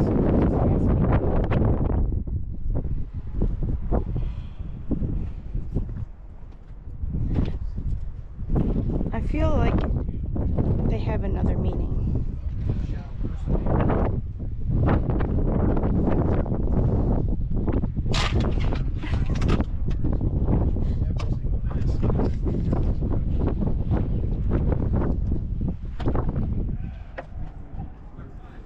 You can see all the fossils in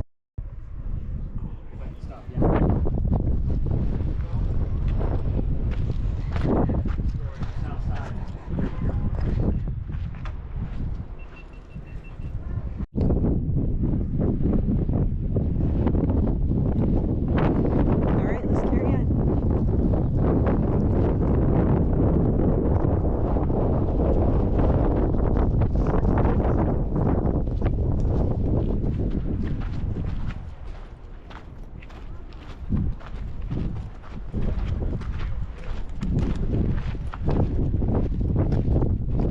Looks like each one of these mastabas has a shaft in the center. Oh, I wonder if we can take a peek up here.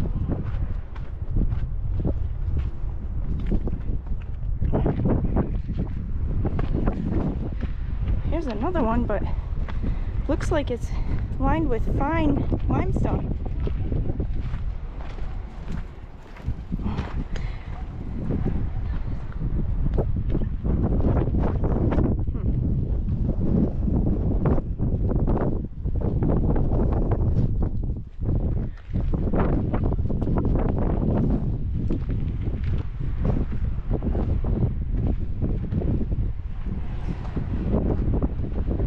It's an awesome view.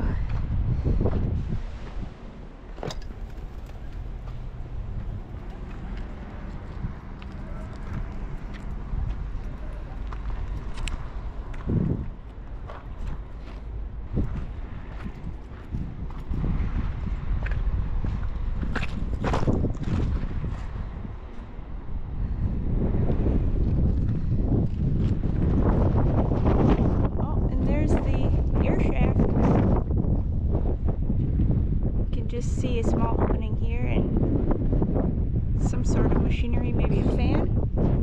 It's probably something to do with the fan on the inside. I'll see how far I can zoom. Can I see it right? Beneath?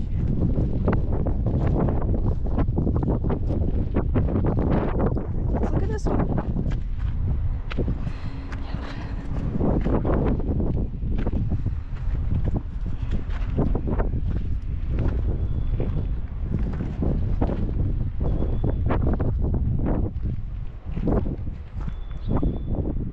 What's the purpose of these?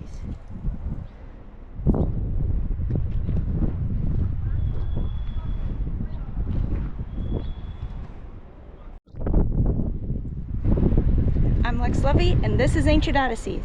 Today, we're investigating the southwest corner of the Great Pyramid, searching for evidence of remnants of the so-called debris that was used to construct the Great Pyramid.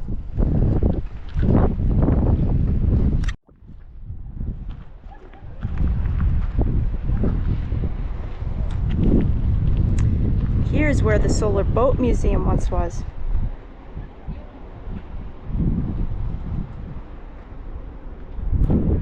We were just inside G1C. There's actually 4 satellite pyramids to the Great Pyramid. G1A at the around the corner here, G1B, G1C, G1D.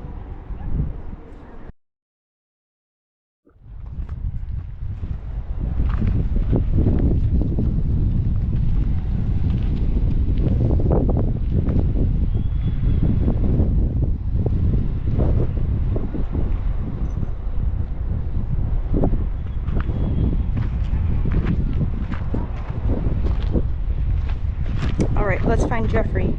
He's finding a spot away from the wind to enjoy a cigar. There he is.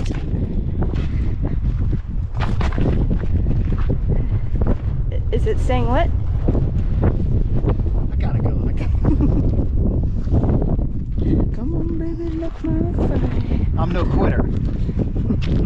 That's the attitude.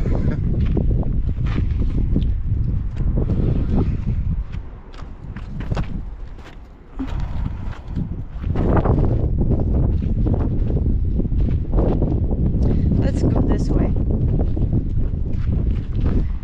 Are you ready or what?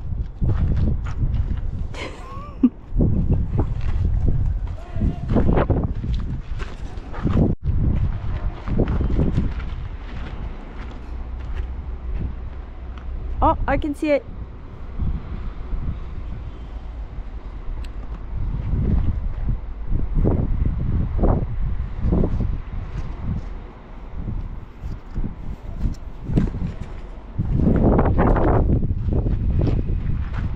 Go take a look at this.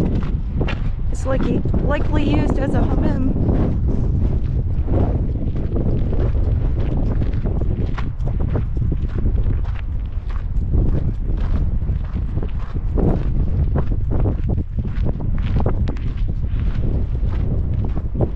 The false storm will motif looks, well, the Japanese torii gate, it just looks very Japanese to me.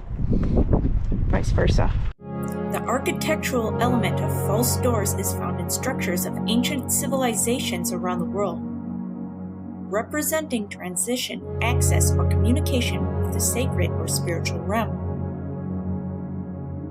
In Egypt, they are found typically on the west wall of tombs, especially of the Old Kingdom.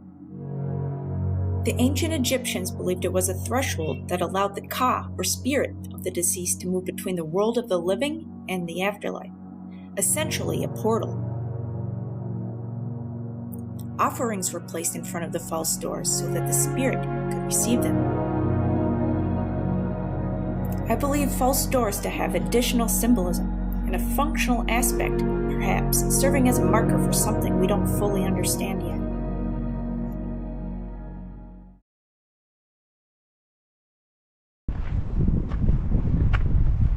It's beautiful. You're beautiful. Oh, babe. Get out of here. Make me blush. I can have a good man.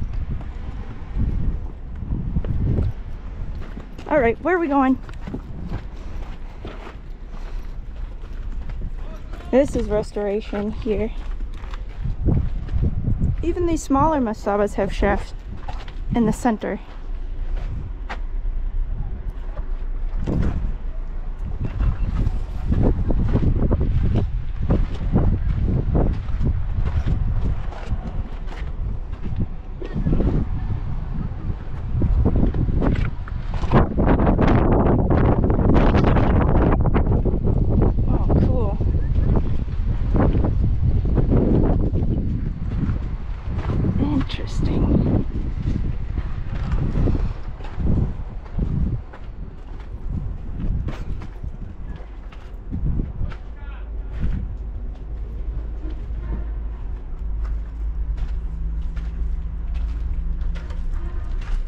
Oh, there's all sorts of turds back here. Oh.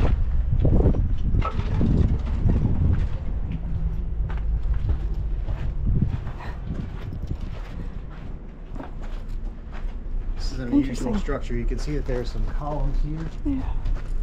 Oh, look at the polygonal masonry. Many have been specifically, they're coming up at a diagonal here.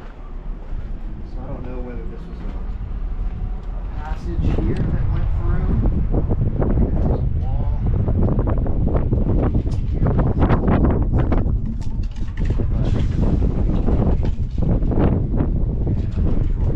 I've never seen these slanted blocks like this.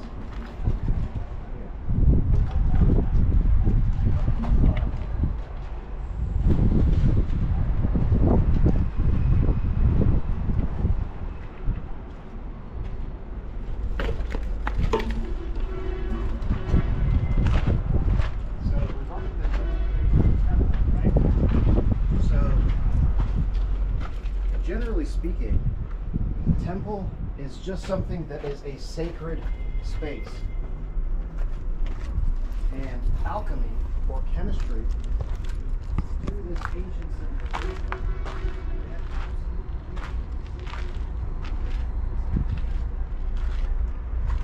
So I actually agree with the nomenclature and designation of these ancillary structures.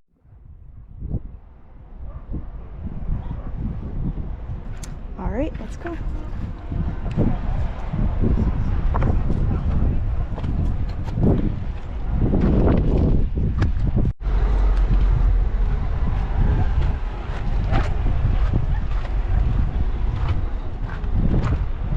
Where chemistry was no longer a process that worked.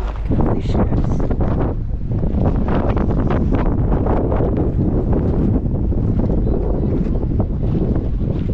Go down here. Yeah, no problem. Thank you. Look at all these shafts. This is all restoration. Thank you, gentlemen.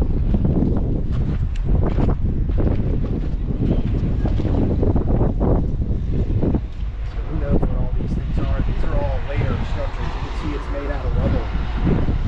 So there are absolutely later dynastic structures and internments here. Again, this is incompatible with anything that we know about the original construction of the Giza plateau.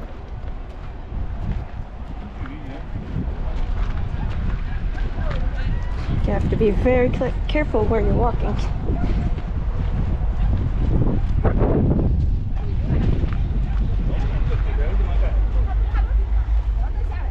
Oh, what is this? Here's a shaft. You can see the lintel beam Remnants of a column going across here. This lintel beam. For There's sure. something going down into the bedrock here. So again, there's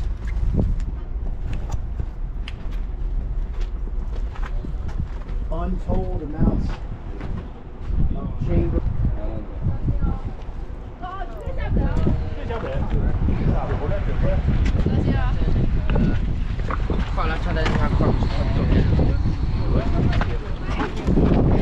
Ninja. Yeah. Oh yeah. Saw that time in Japan.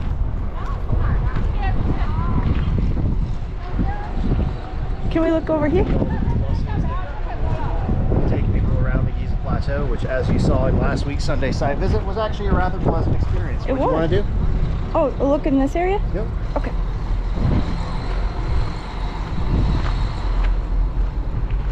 Look at all this flint. Yeah, tons of flint around here. That looks like petrified wood.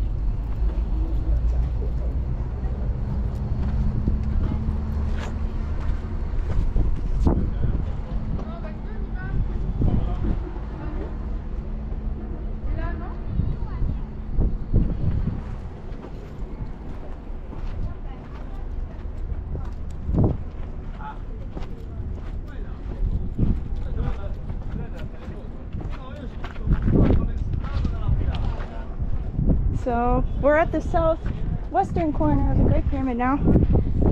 Do you see any evidence so far of a lamp? Lex is referring to the evidence that was claimed to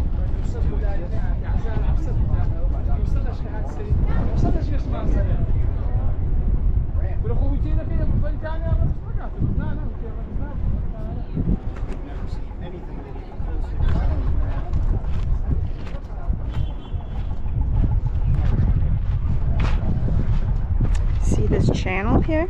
It's very interesting. leads off below the bedrock here.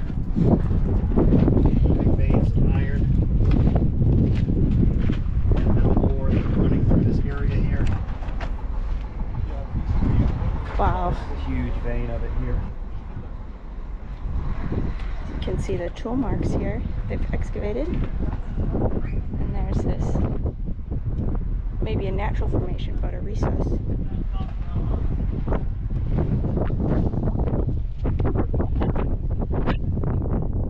Look at how fossiliferous this limestone bedrock is. This is a very strange area. There's those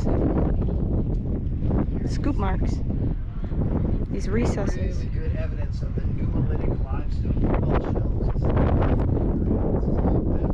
Nummulitic. That's a word. Nummulitic limestone. All of these are shells. All these are all shells. Look at all these strange housings.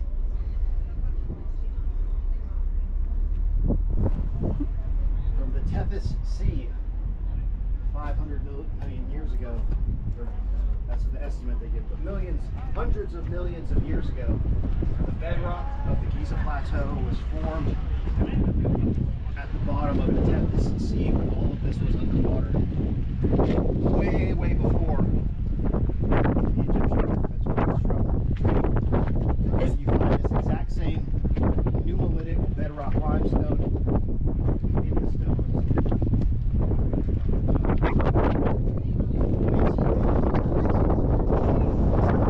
Is that why there's brackish walls? So, brackish water is most likely trace remnants of the saltwater aquifers that are still below the Giza Plateau. Makes sense.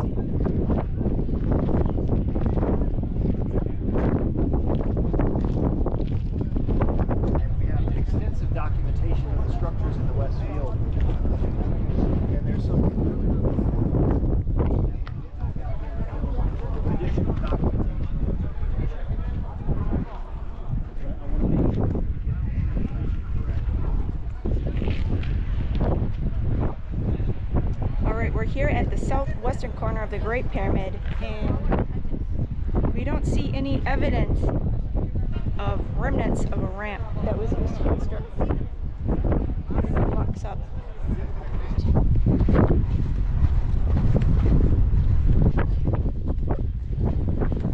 Giza West field.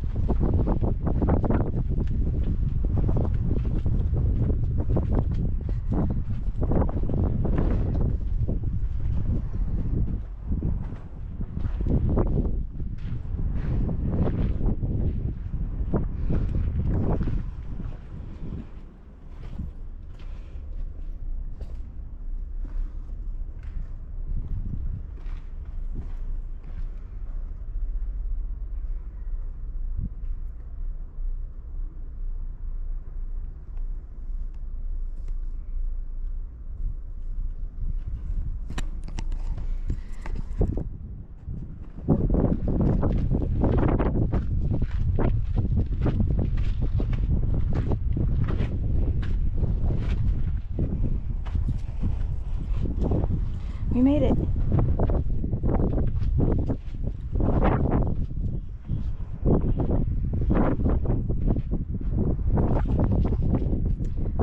Check out this polygonal masonry.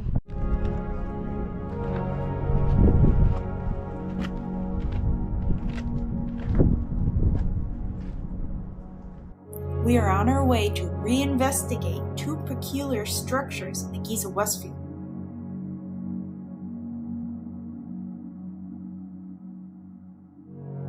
Notice that they have not been assigned an identification number on this map. This map gives us a more localized and detailed view. These two structures have the same internal configuration, but there's something odd about these chambers. They're not accessible, as you will see. On the east wall of each chamber, there is a long, narrow vertical slit, and above it, a horizontal aperture. On the west wall of each chamber, there is a small square hole. What was the purpose of these strange chambers? To me, it looks very much like a whistle, like a harmonica. I have a feeling it has something to do with sound.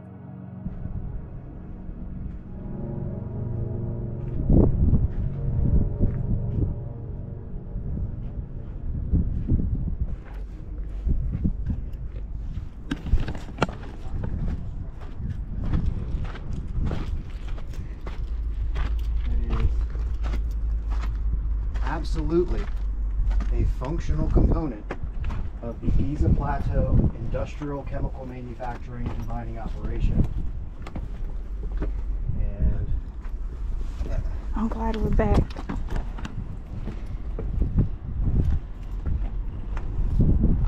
be careful up here.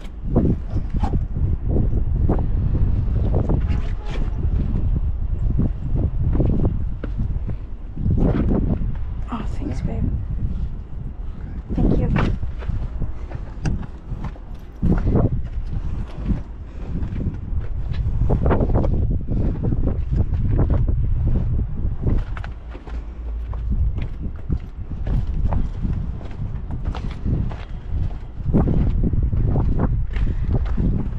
Which is this structure and this structure here. Yeah, they're nearly identical. Yep, internal configuration is the same. See the opening here. There was a snake in here last Yeah, time. we just gotta watch out for that. I have the Before you flashlight. go in there, hold on, let me go first. Okay. We did run into some snakes. So you can see the opening here, here. So there were 4 of these openings on the back side of this structure.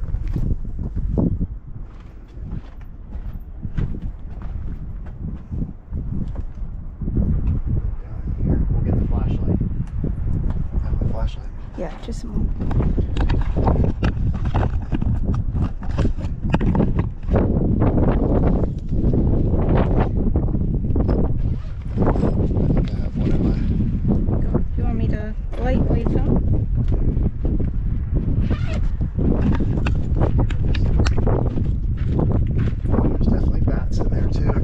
that's flying around. We'll go down the other way. Yeah, we'll look at that. Holy shit!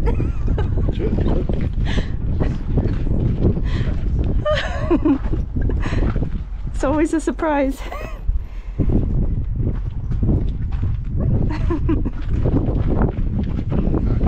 in here and investigate this thing, just so you can see the inside of it. All right, I can hold your cigar and the flashlight. You stay here. I want to go. Well, I know, but I just want to make sure that.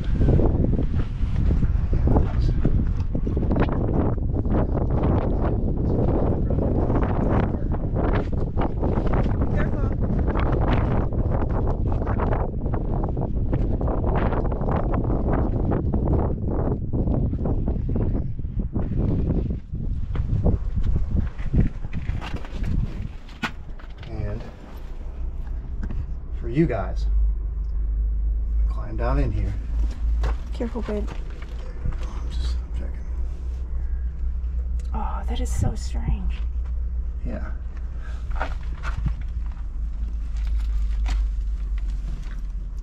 Vertical slit. So you can see the aperture at the top.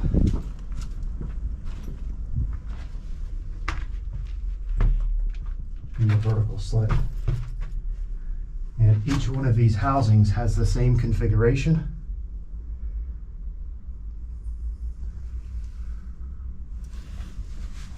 What's on the other end?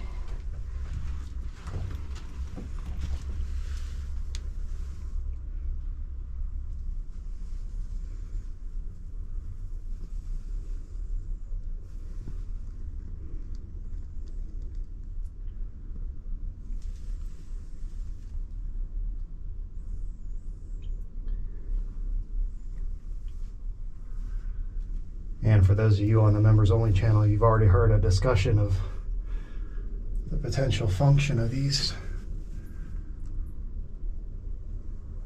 I can tell you, I can feel a nice cool blast of air coming through this thing, coming through that aperture at the top. Which is unusual because this structure is mostly enclosed on the other side. All right. Does it remind you of something? Here, can we look on the other side of the aperture? Well, let's go on the other side. Okay.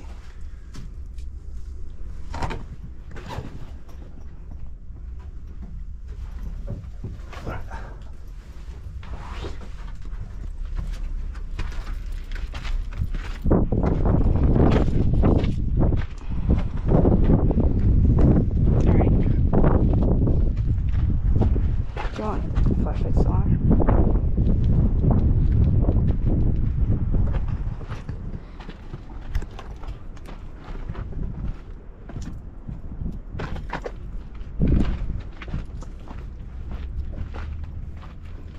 There's these shafts here on the southern side.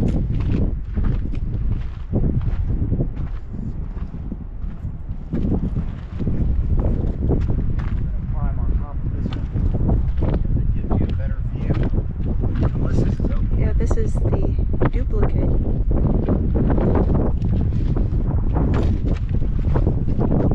Has the identical inner configuration.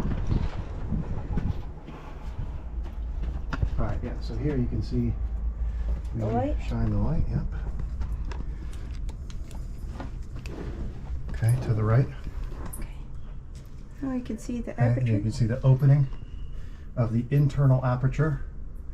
And then to the left. There you can see the slanted inlet and the opening of the vertical slit here. Let's see if you can see to the left even more. Yep, okay, good.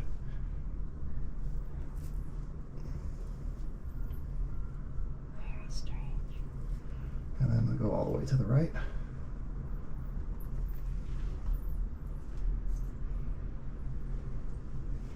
The conventional explanation is that these are nous. Is that right?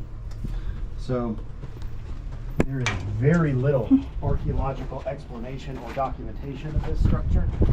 I do have some diagrams that I've shown in previous episodes that show the full configuration of these things. So the question should be asked is,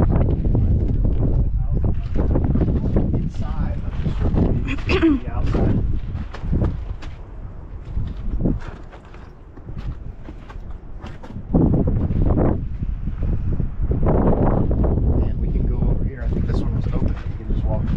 Yep. I wish there was some glyphs left.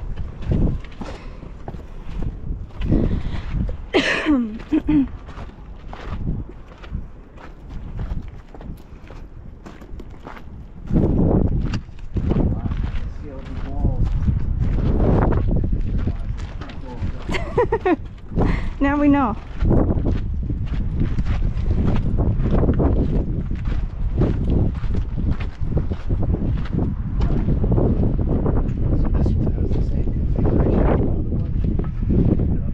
Huge little block.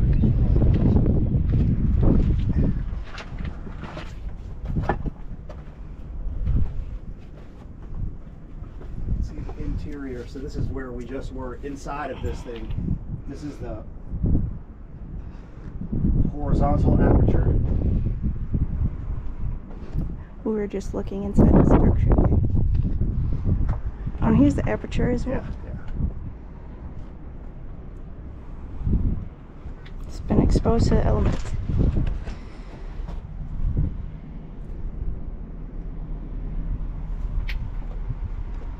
It's a really cool shot up here.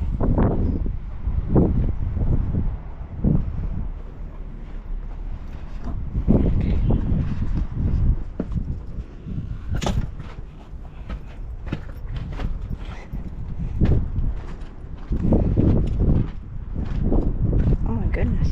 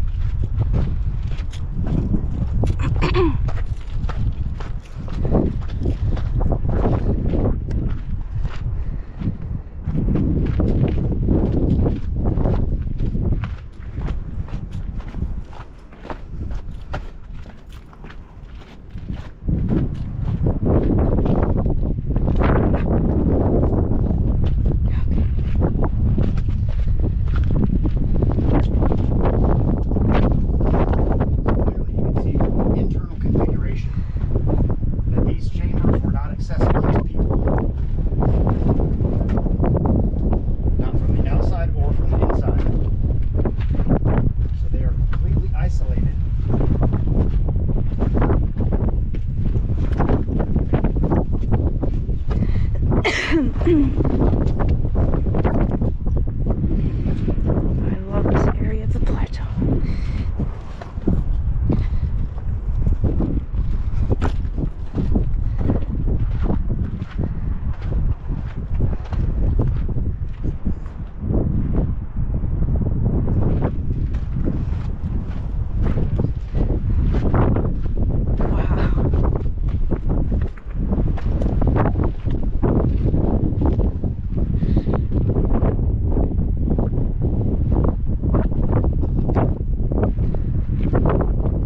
Still in immaculate condition.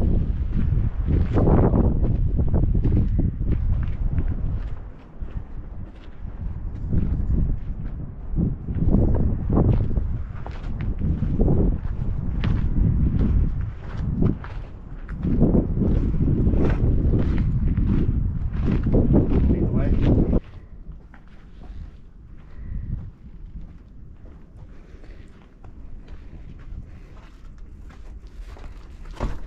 Okay.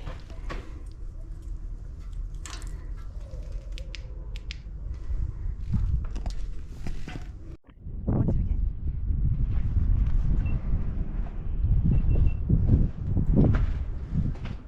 That is beautiful in there.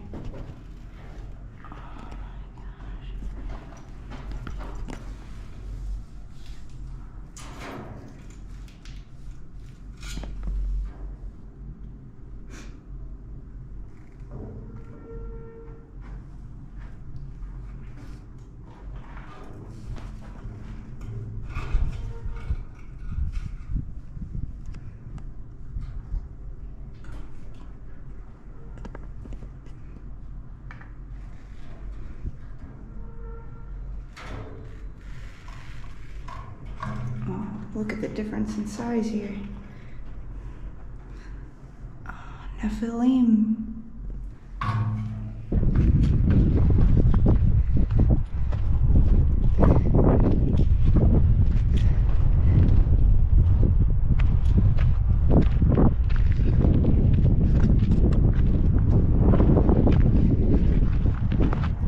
Alright, are we going to look for those glyphs? Hieroglyph, yeah. Okay. See if I can remember.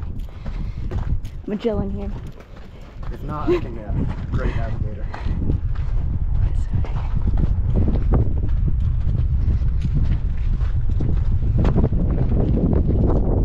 False door. Some red granite out here.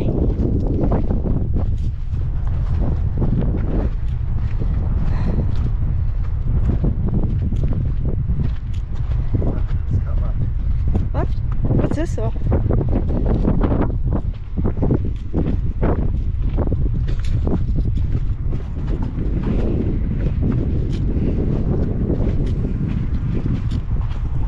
It's hard not to look in every nook and cranny.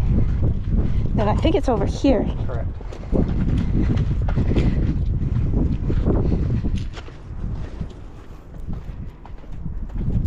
We've gotten to know the plateau quite well. We're very fortunate.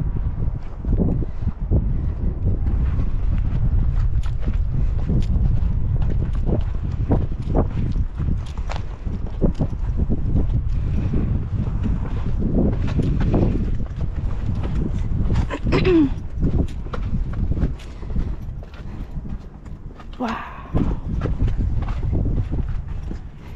Taking a different route. Look at this, babe. That's incredible.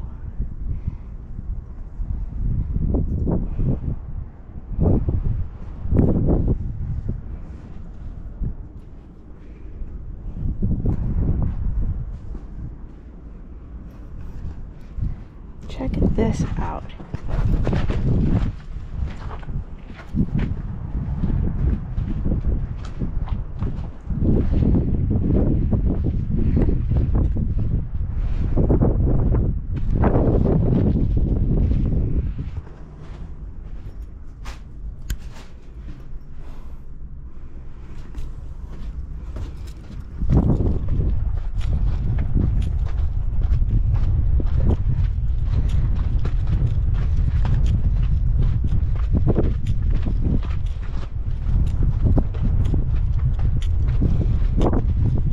They have a sign.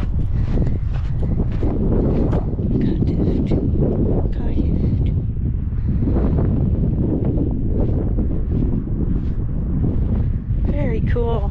Wow. Oh, there's the cartouche of Khufu.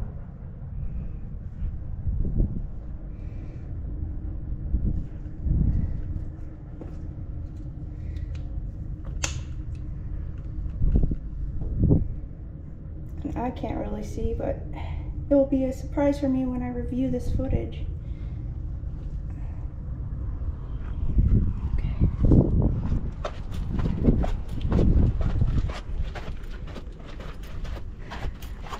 Wow.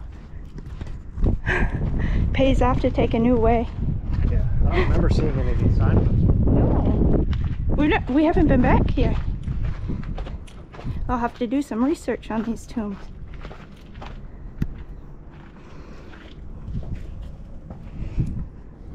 I wonder how we can have access. Oh, I see. This is for half month, I believe. Has to do with time, the Mastaba and the crescent moon. This looks like a tomb of a girl. And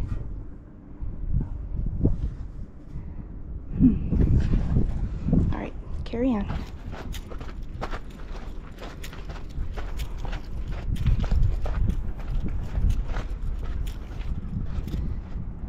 Wow. These single narrow vertical false doors are interesting to me.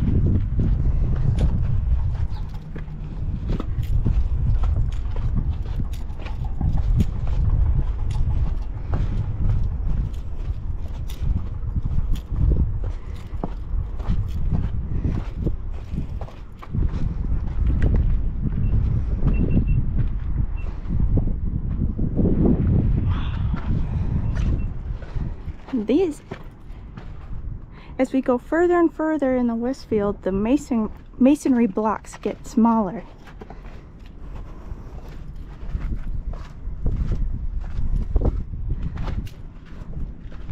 Oh, okay, I see.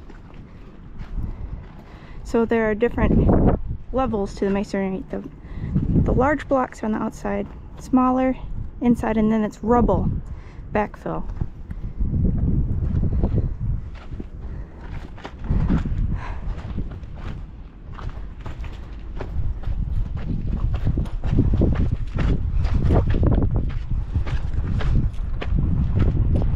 This is so cool. Oh, we made it, babe. I know we're we're a bit farther, but there is exciting things to look at. And this is the huge Mastaba. Can't find anything about on the internet. It's to the north of the Mastaba of Hemiunu, the supposed architect of the Great Pyramid.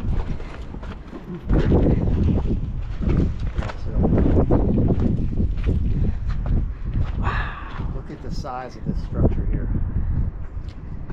We've been wanting to come out here for so long. It is absolutely immense. Never had the opportunity to get over this way. The wall we're looking for is over here. But this thing is huge. We have to explore this area. It's probably the width of the final pyramid. The width of the base.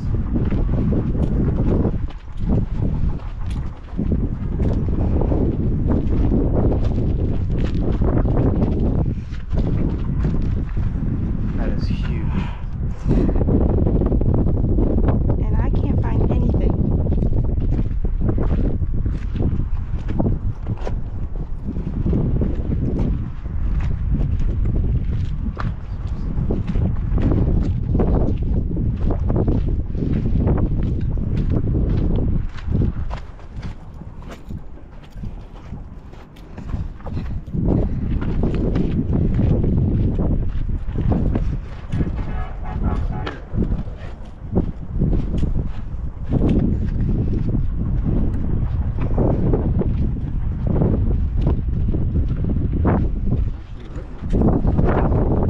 Oh yeah, we haven't seen this side before.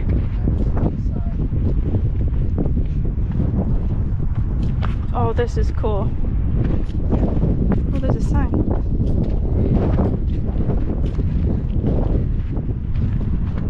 Interesting.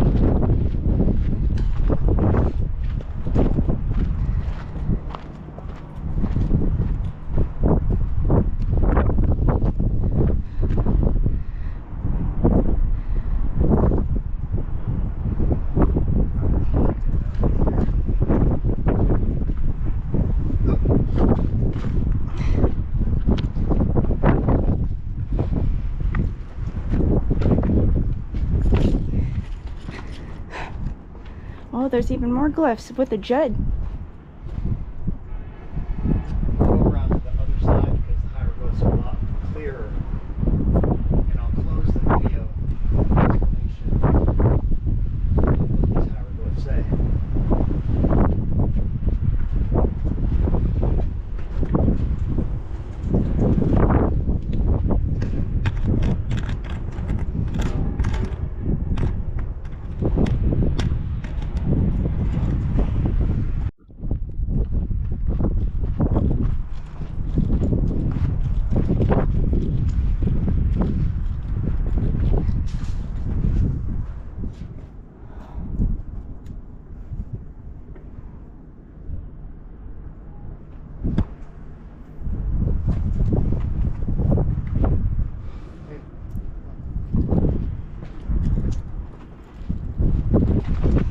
Team Awesome.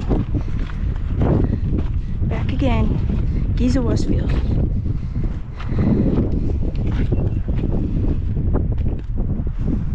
Here we are.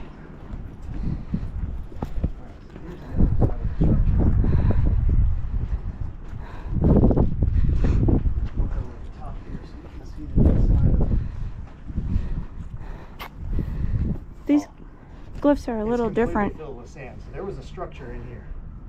We were just on this other side, and it led down into here, now completely filled with sand.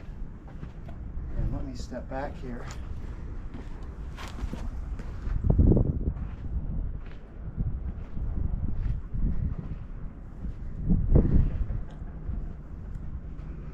Thank you to Dr. Mohammed who helped us decipher these hieroglyphs.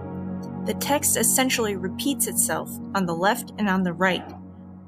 It's for symmetrical aesthetics, and we begin at the middle.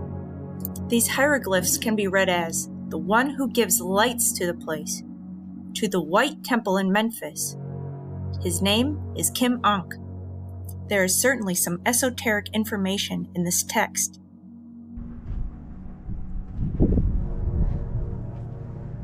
So you can see this whole inscription.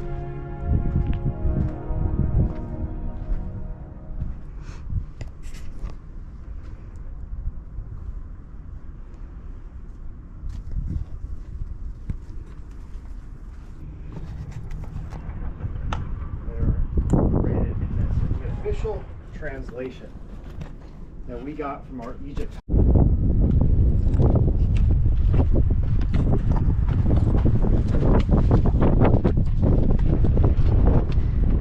Modern Giza, the juxtaposition of the old kingdom.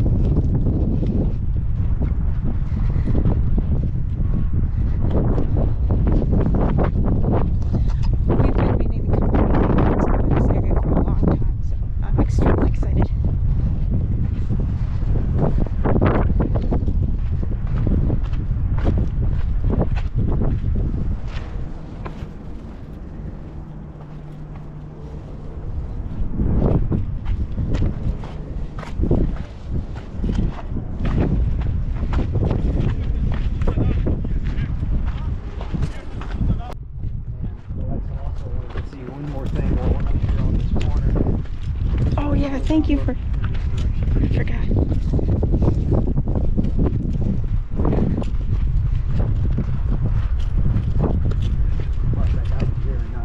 He was.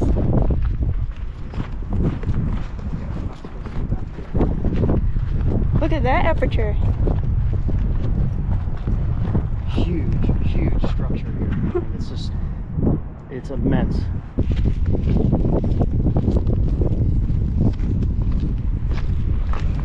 Look at all this flint.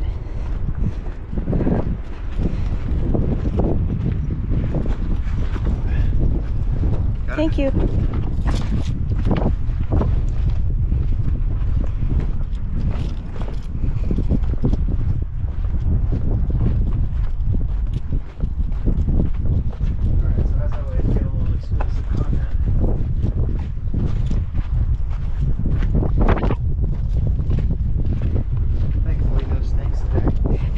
No snakes. This whole area is just filled with these cobble structures that I can't help but get the impression that these are just, you know, industrial facilities that are, you know, besides a modern industrial chemical manufacturing plant, you have all sorts of warehouses and quality control areas.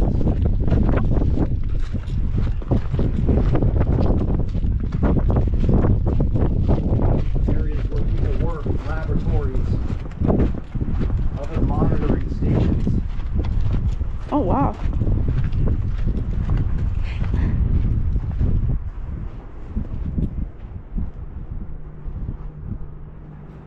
I want to see what this is.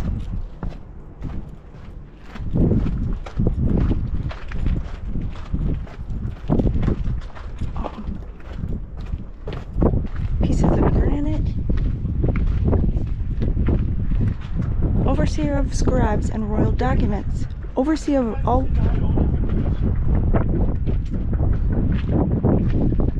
This way, sir.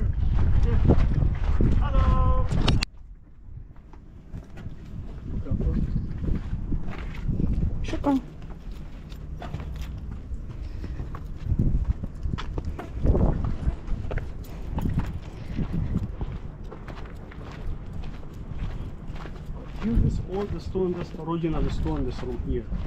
All this one, that's the original, 2,500 years before Christ.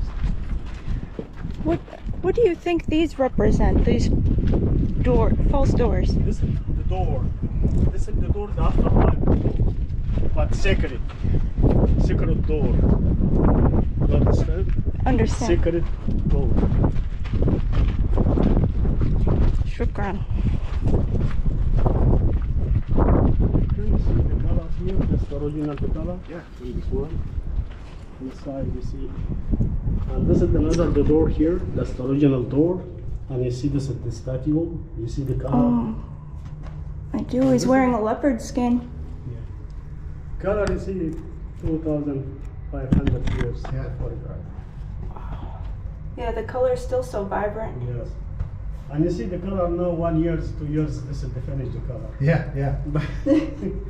And you have to repaint. For the camera here. Shukran. You can see that. You see here.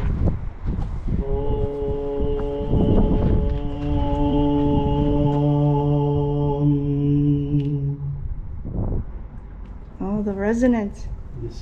You see this statue here? This one statue. This by hand here, this is the women. You see the head for the women in this room here. Oh, I see with her husband. And this is the door. That's the original door, but then you see the statue and you see the hieroglyphic up. Did you catch that? He just said that the door is original and that the artwork came later. Beautiful, Camila. And this, everything, this is the cotton by hand for the stone in this room here. Yeah, yeah. Because then you see, before all this is the tomb from underground. Yeah. But Do you know whose tomb or the Mastaba belonged to? The giant one? many tombs, you see the some tomb for the engineers, some tomb for the priest, some tomb for the people. Because then this is many tomb for this Mastaba here. Yeah. You can. Were there any laboratories here for perfume? Yes, some for you see. Some tourists here. And you see good energy, you see. Here. It is good energy. I love it here. Yes. On Bahab, Egypt.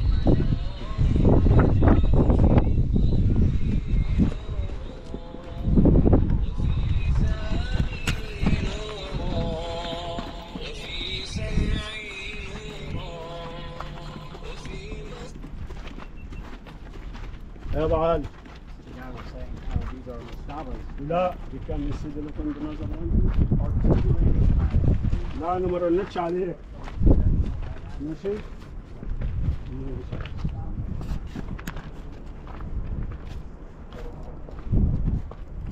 وكافي اوكي Oh, shukran.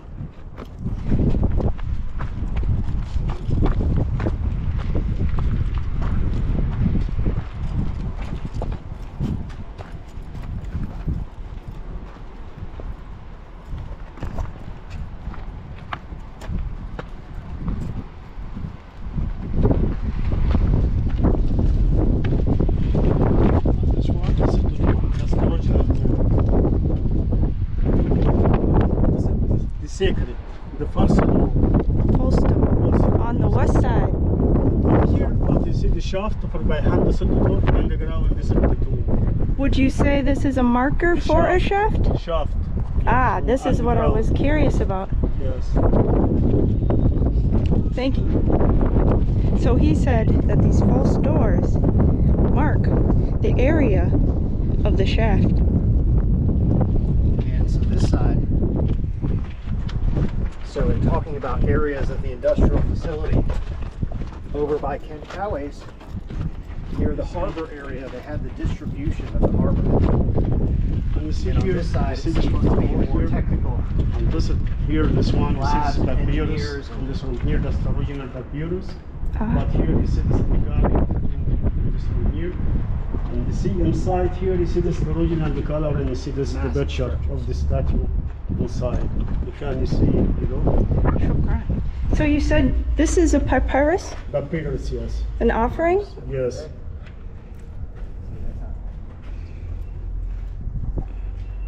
Oh, and you can see an apis? And this all the color, this is the original the color. holding hands with a small woman here. I hope you can see this on camera. Interesting.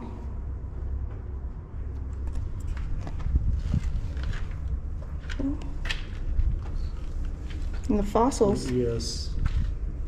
And you see here, the other side here is one, other side here is all this is the original. And this one here you see is the door. You come from here. Okay. This is easier here. Okay. And you can see the man wearing a leopard skin holding hands with a very small woman in the false door. I'll have to view the footage after. That's amazing. What's that? You see this Mastaba, this two minute tomb.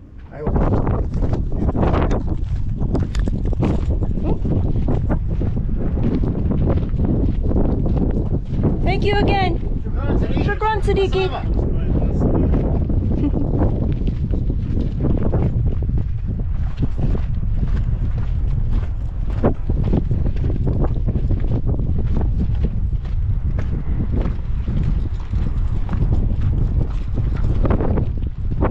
Baby. While you were away, he said that the false doors mark where a shaft is. So, recent discovery in the car on YouTube. They moved a false door down this new area. So there's still so much to be discovered.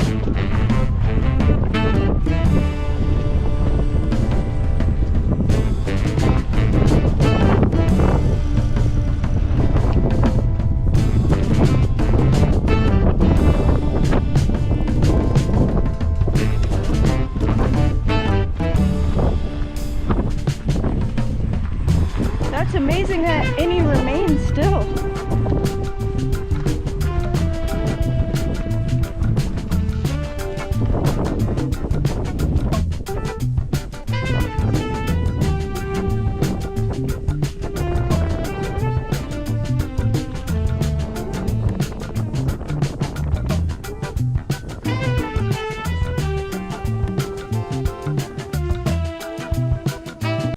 If you want to help support our research and expeditions, grab some merch from the new Archeo-Alchemy store.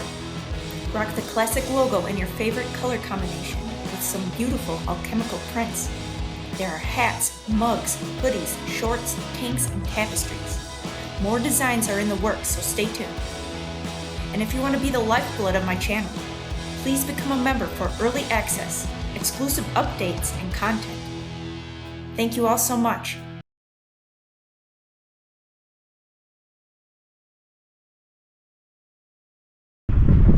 Into NC2, Tomb of the Birds, Cave of the Snake. It looks to be a human bone of some sort there. Didn't see that last one. Yeah, didn't see that last time.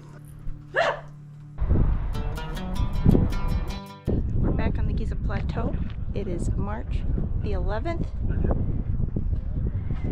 I'm here at the northwestern corner of G1B satellite pyramid.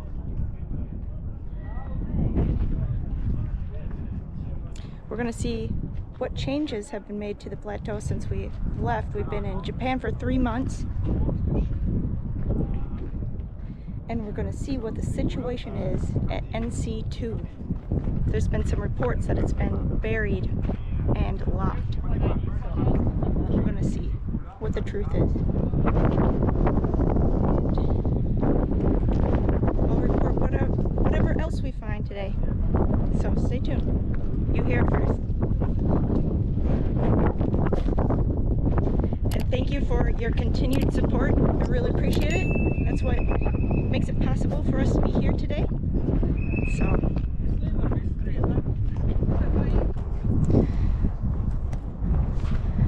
So we have 4 days left until the big reveal by the CAFRA scanning project.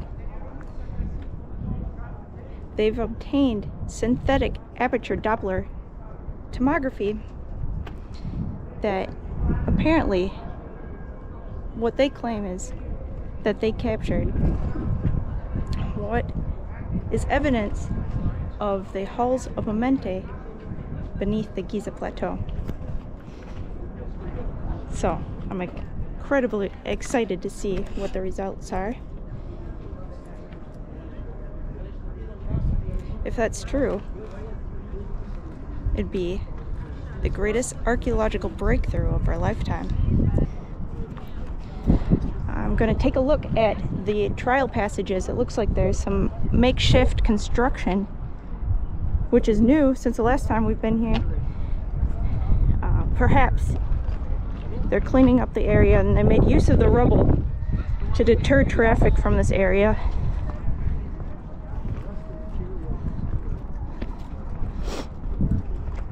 All of this is new.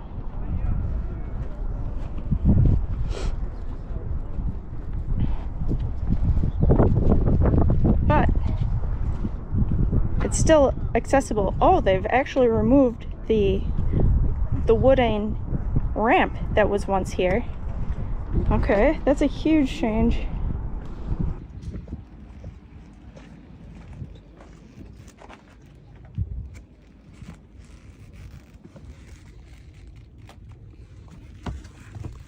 Okay, that's a huge change.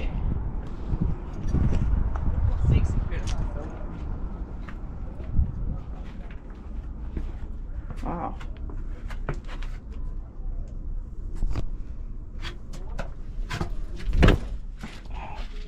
Holy shit. Now you can get a clear view.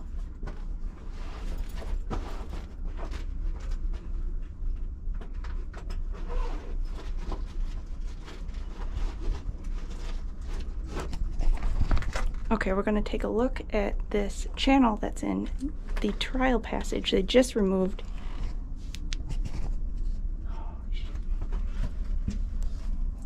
They just removed the wooden structure that was obstructing the view. This is highly eroded.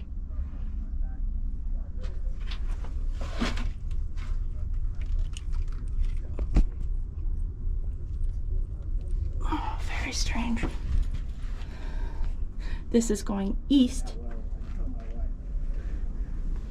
Jeffrey?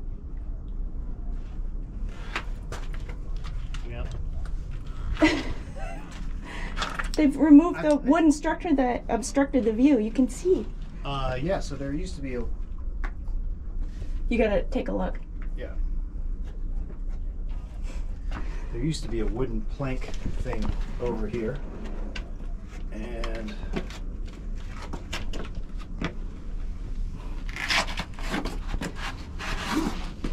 Here, watch out. I'm gonna jump. You're good. Okay. And There's the light. look at that.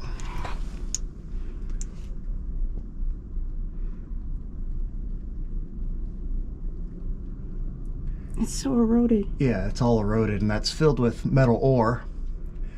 And this is the exact same thing as what we see leading into the pits adjacent to the central pyramid. I've shown this on multiple other Sunday site visits, but this whole system is eroded out. And this tunnel runs back directly toward, and you can see it also continues back here further in that direction. It's going east. And then obviously this whole thing is connected into the this is one of the openings into the trial passages here. Oh, it's been cleared out. Holy shit. You can't really see in there, but There's a ladder going down. maybe that's why they blocked it off. There's some new activity here. Yeah, it's not a trial passages, and it's not a dead end either. It keeps I going. hope we can see this. Yeah. Now the tricky part is climbing back out of here. Here, hold this. Okay.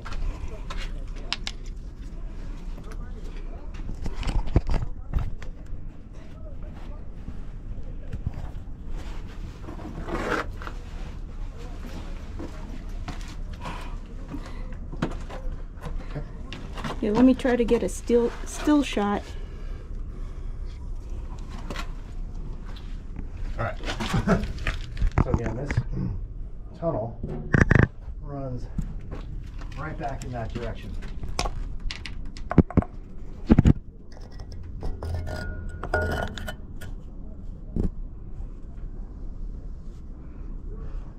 That's crazy. And Alexa was saying it looks like they've cleared out a bunch of the shit from in there. It was packed full of shit. Packed full of plastic bottles.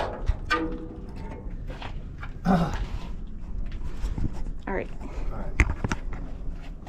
right. I can put this away. Hold on, let me help her out here.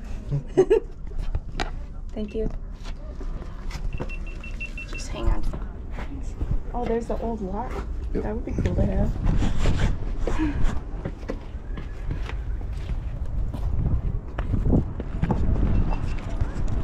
All right, so now we're gonna have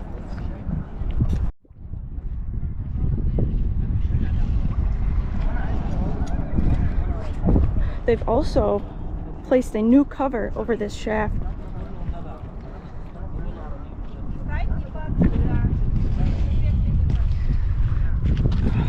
months ago, there was no gate here. You guys have been following. What? Oh, they've cleaned it all out. Oh my god.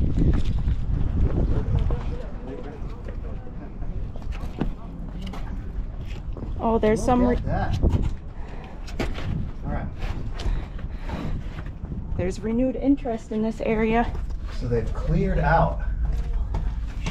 Again, go back to any of our. Would you have the flashlight? Yes, I do. So this whole thing was like literally packed full of plastic bottles and trash, and they've put. I'm Lex Levy. Today we're back on the Giza Plateau. We're on the eastern face of the Great Pyramid, and we're going to investigate the trial passage.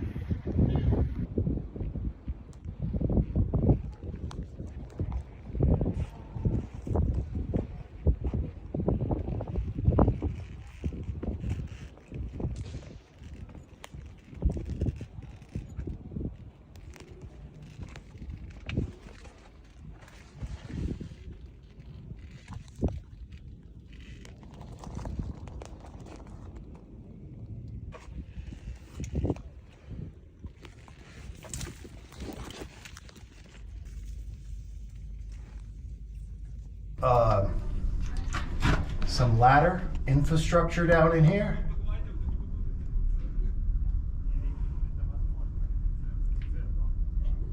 So much has changed since we've been away.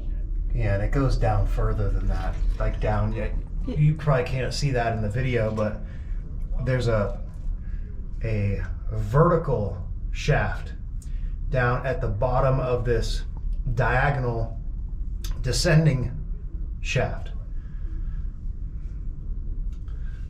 And none of this was here a few months ago. We've never seen this Yeah, far. never have in my entire time coming to Egypt. That entire thing was just filled with trash. So there.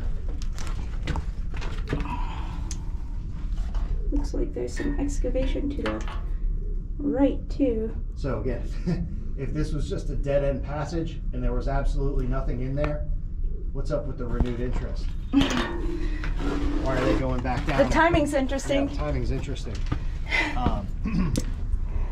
Why is there this renewed interest in a dead end hole that doesn't go anywhere? Of course it goes somewhere. But the whole thing was filled with trash before people finally got where it goes. It's all cleaned out. You can see all the erosion. So this system has a sloping here, a sloping shaft here. So it goes down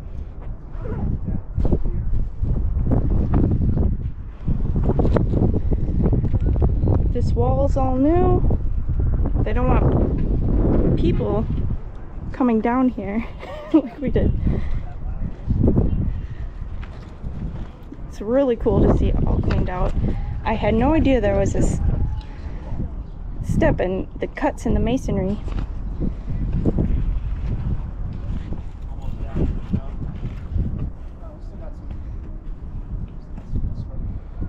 See how it's cut. What was this? Maybe it was intended as another pyramid, satellite pyramid. Not too shabby. And you can see how the trial passages are aligned with the other satellite pyramids. Perhaps this was intended to be the fifth satellite pyramid. We have G1A, B, C, and D. Maybe this is E. What do you think? So what do you think? The trial passage. We have Alex Jones recording. Show me the stack. I mean, if nothing else, it's good they cleared all the trash out of there, because this is an important archaeological feature of the entire Giza Plateau system. And clearly there's something else down in there that would justify the installation of all the new infrastructure. So they know what's going on. They're watching our YouTube.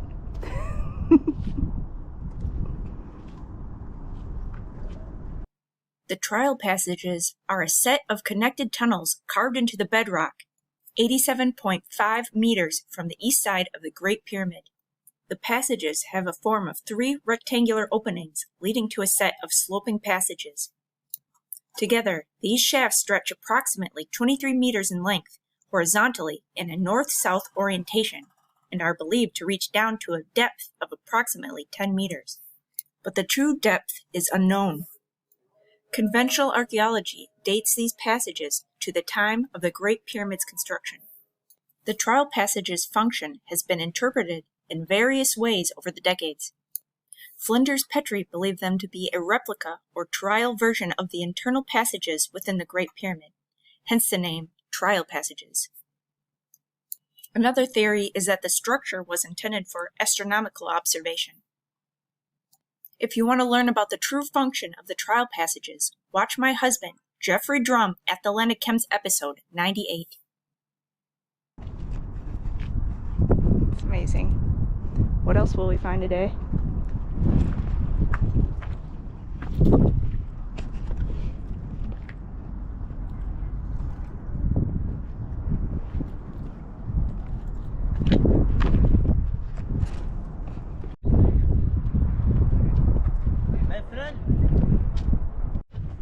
هون ساعة مستبة موميا؟ No, it's okay. تعال نلف لك السكرت.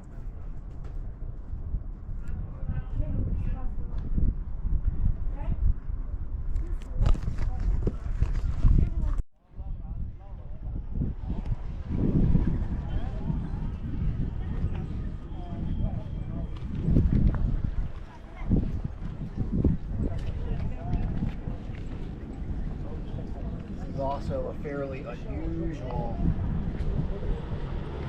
building.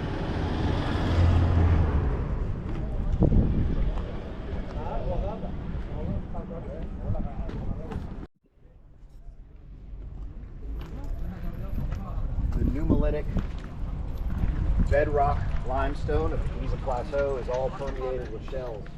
And up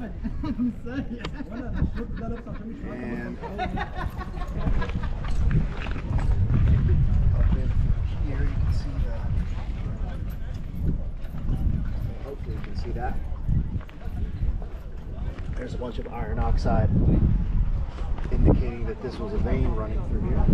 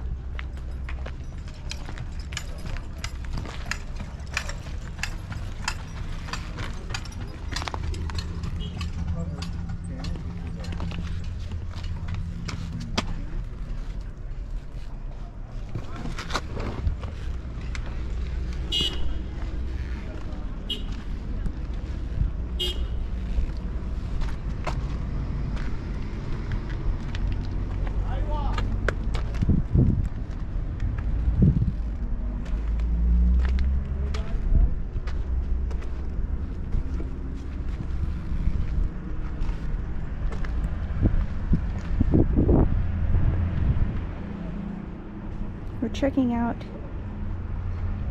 these strange features, the southwest corner of the Great Pyramid. There's all these channels and housings in the bedrock.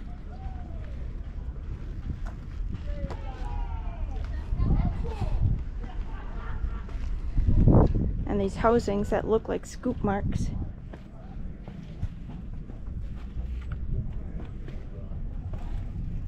Livy, and this is Ancient Odysseys. Today we're back on the Giza Plateau and we're going to explore the west field of the Great Pyramid.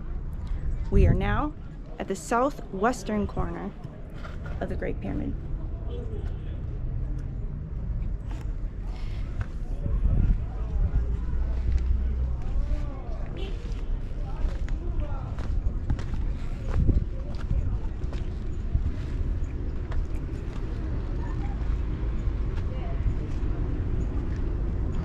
And look at this.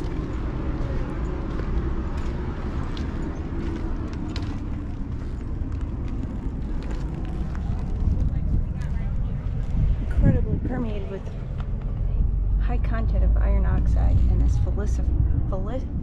fossiliferous limestone.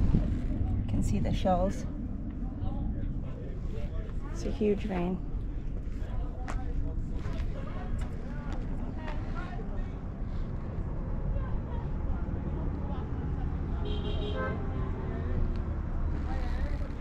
It's in line with the northeastern corner of the central pyramid.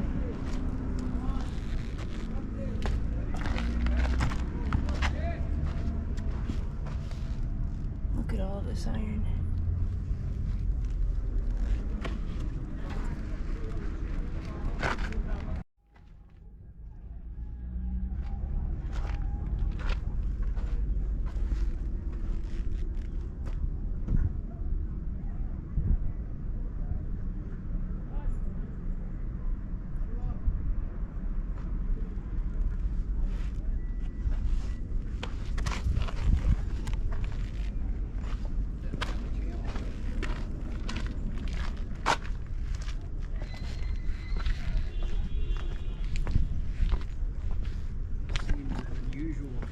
To have this right up against something that you were going to quarry out.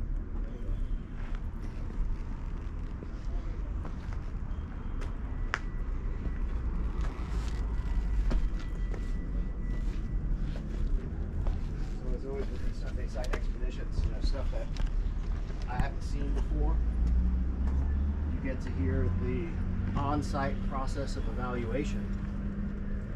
And this is another interesting that leads me to believe that this is not a quarry, because why would there be a hole or a shaft? And this is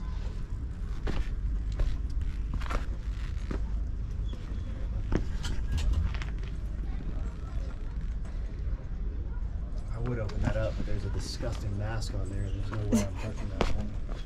But anyway, there's a hole or a shaft leading into this thing.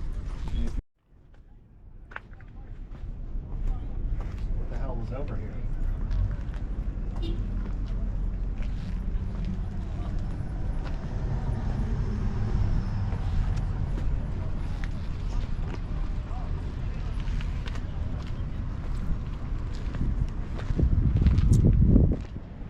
See, these appear to be scoop marks into the bedrock. Some sort of housings or niches.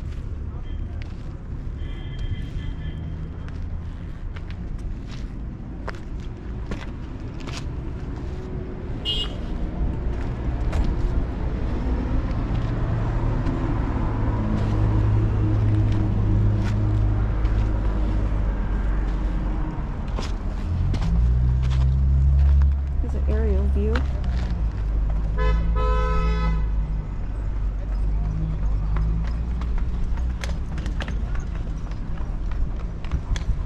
And there's a shaft here. Let's see if we can get a closer look.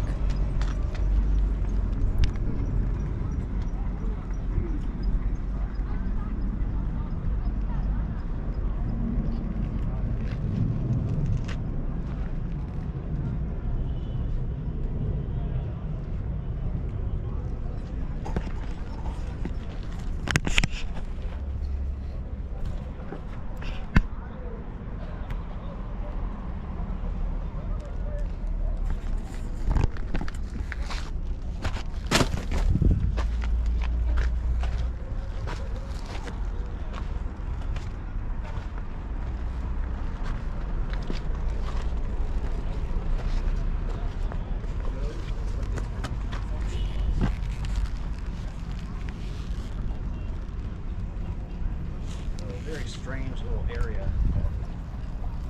that had my attention from the last time we were over here. And as is often the case, sometimes these site expeditions leave you with more questions than answers.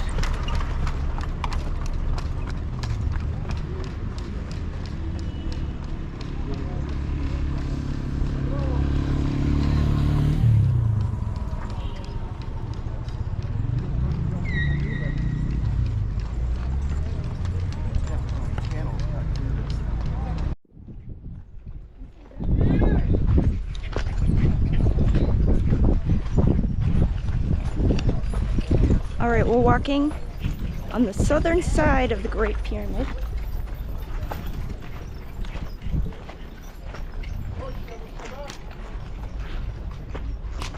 I haven't been back here before. There's some Mastabas.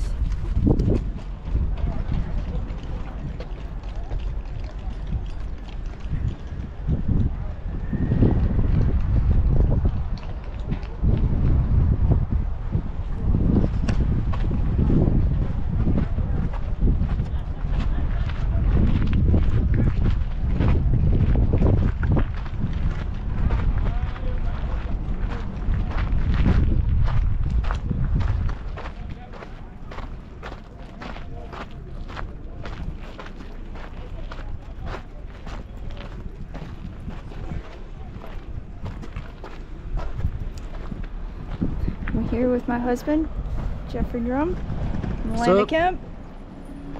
It's a peaceful day on the plateau.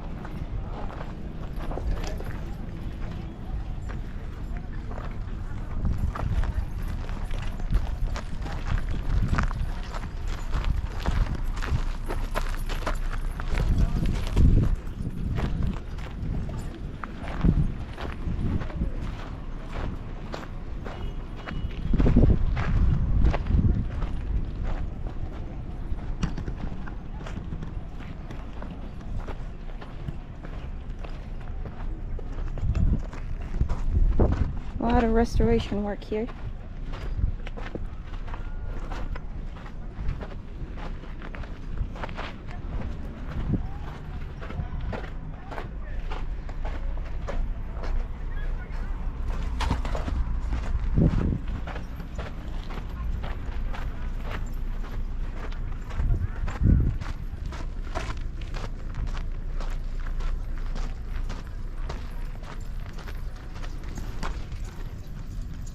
There's shafts all over the plateau.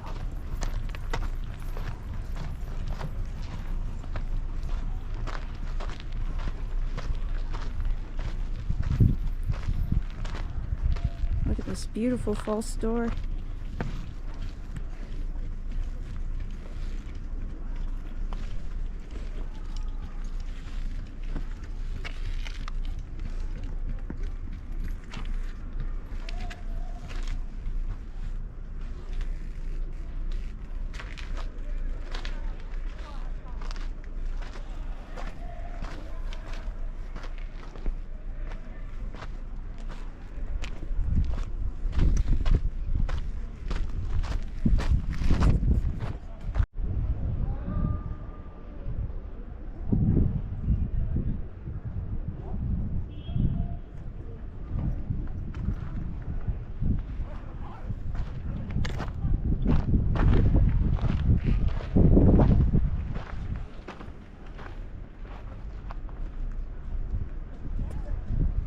Now these are different than false doors. I've seen them all around the plateau. They may have been for ventilation or lighting areas. Circular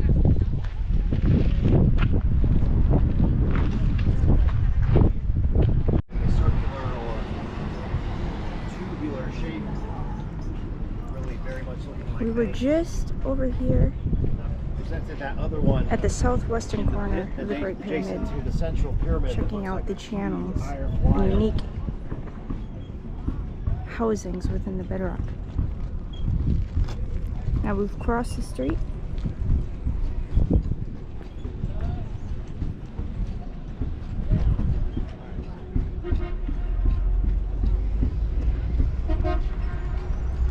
take a look at this channel here.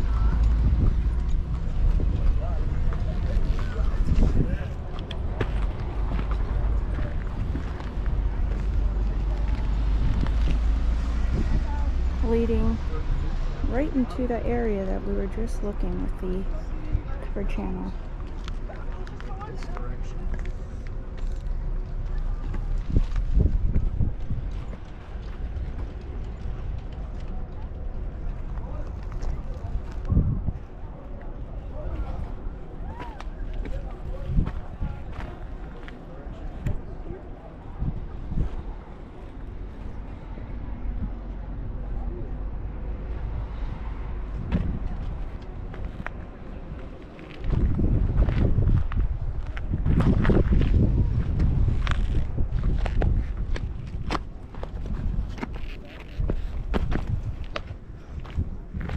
And there's more of those scoop marks here.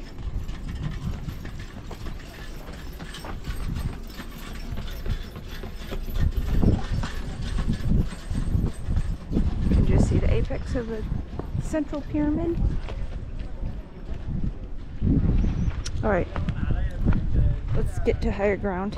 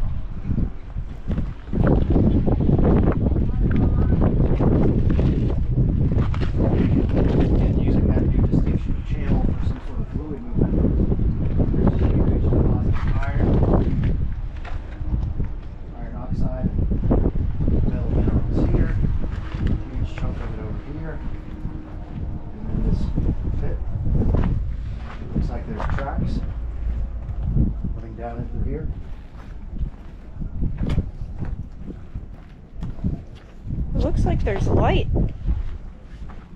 An aperture down there. It does look like there's light. This is probably connected into that vertical shaft that I just showed. There appears to be light shining down into this area.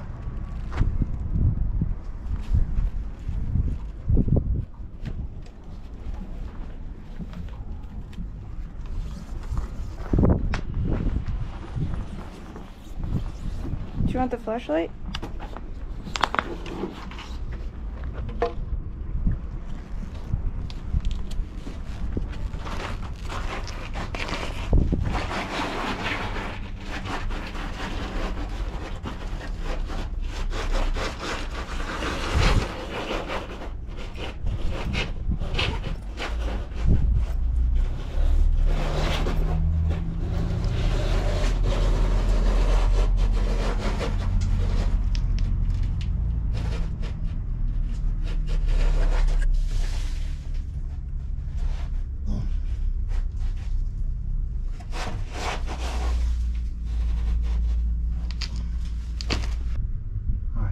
Is coming from up over here.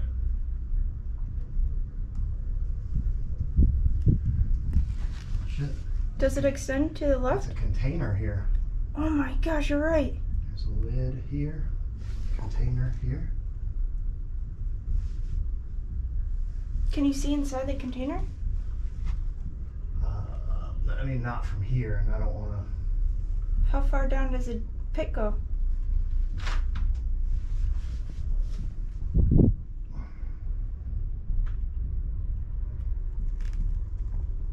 Can I come down there with you?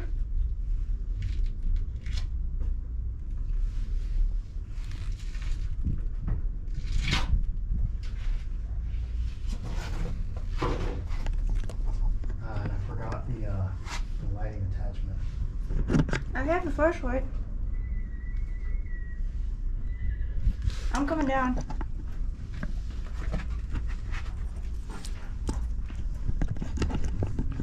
Here we go.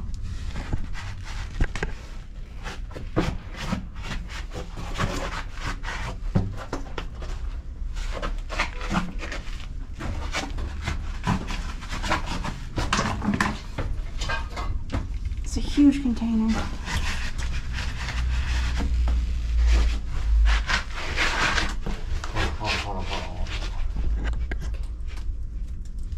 Alright. See the channel here?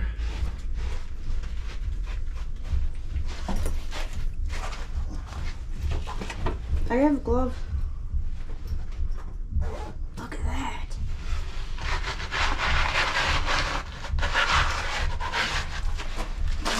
This is so exciting. Wow. This is crazy.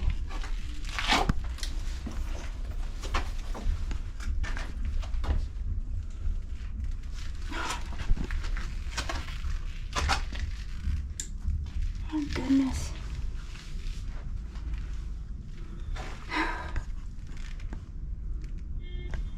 Can you see inside? It's just empty and filled with trash. Still get a shot. I got it. Okay.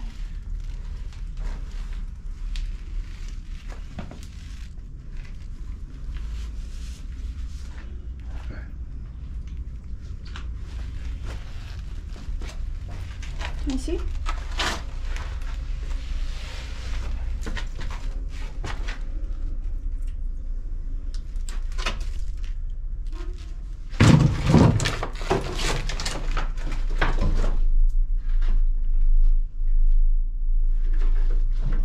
I wonder if this is marked on the Westfield map.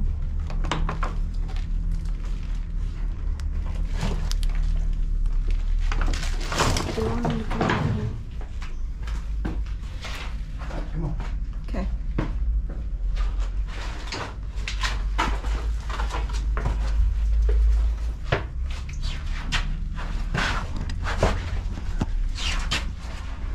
That's so cool.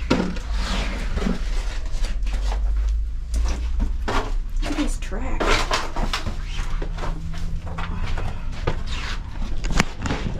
Oh, it's super slippery.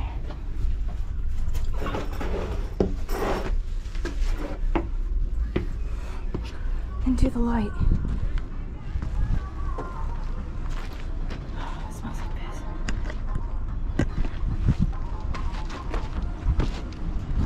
That was cool. What do you think?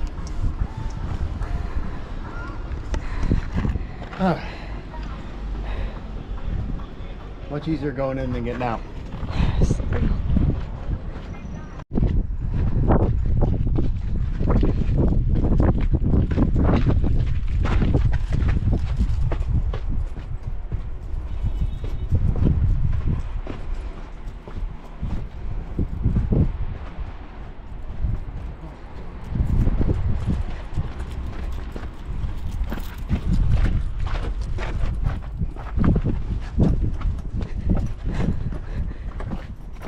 We're back.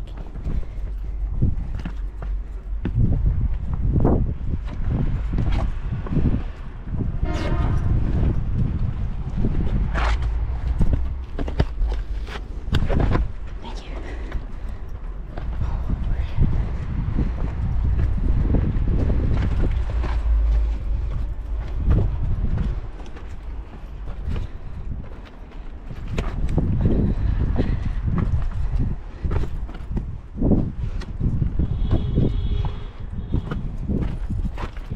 Babe, let me change a battery real quick. Come on, we can do that once we get this covered. Okay.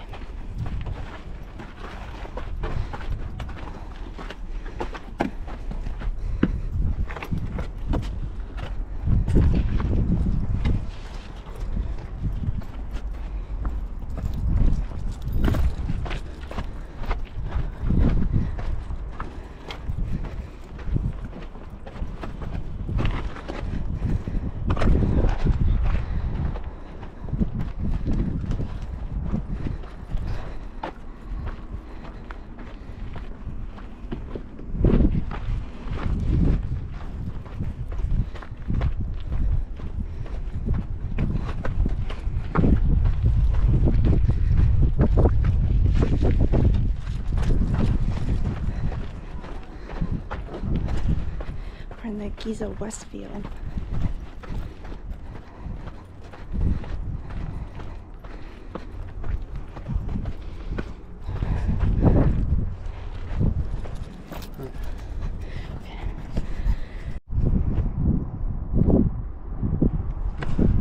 Filipino.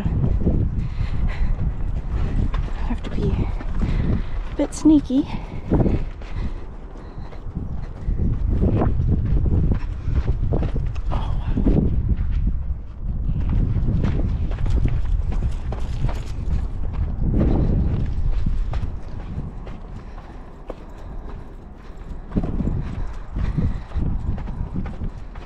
Massive mastabas.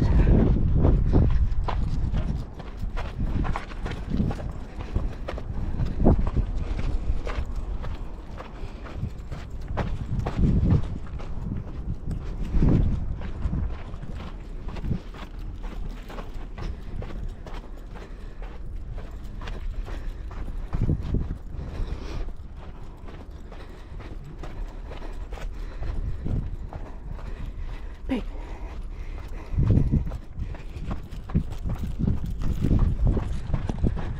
One second. One second.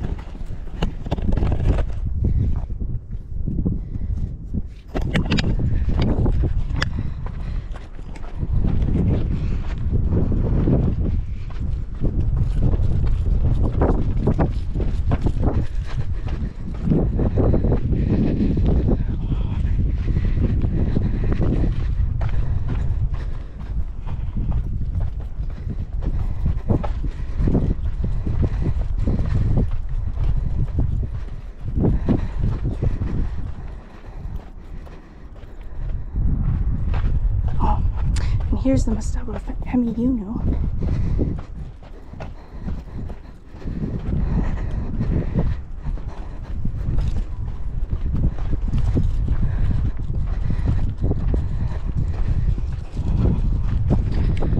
We're going to check the situation around NC2 or Tomb of the Birds.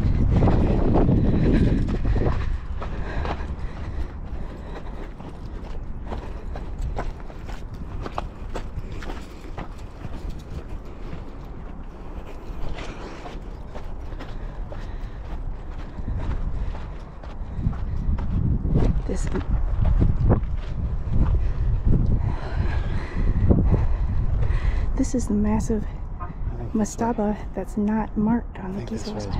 I agree. Let's go.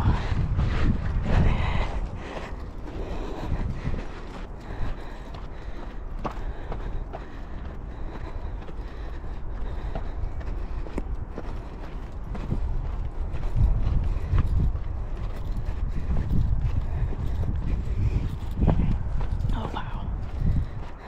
Trilithons.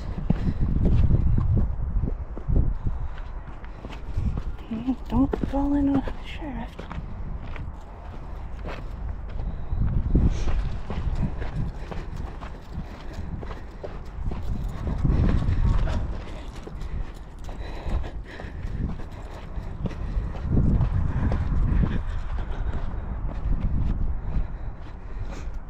There's the gem aligned with the pyramids. There's the new Khufu restaurant. It's built directly on top of NC2. Strategic engineering. Nice guard check here. This is so cool. Keeping our eyes out.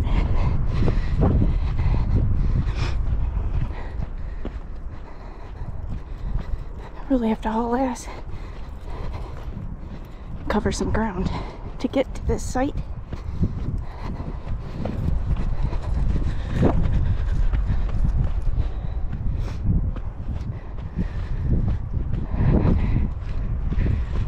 As we go further in the west field, the masonry becomes smaller and smaller, and then we're meeting mud brick structures.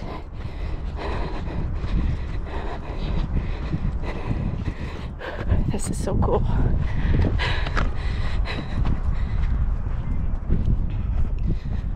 Let's go. See the gem?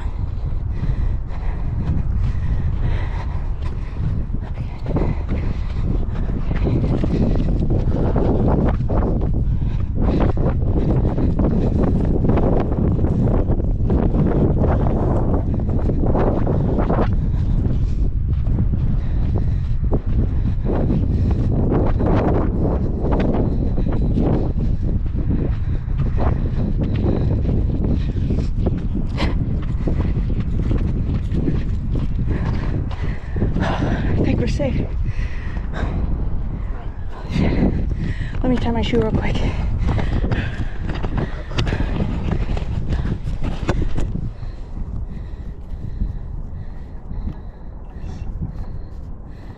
All right. Another Land of Chem exclusive. And this is for only the OGs That's right. that have stayed tuned to the end of the episode. And some of you may already know where we're heading by our location on the Giza Plateau. So this is the western side of the Great Pyramid, northwestern side of the Central Pyramid.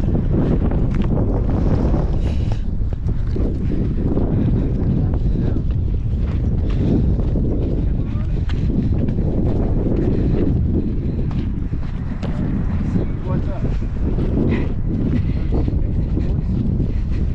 About what's been going on in this area.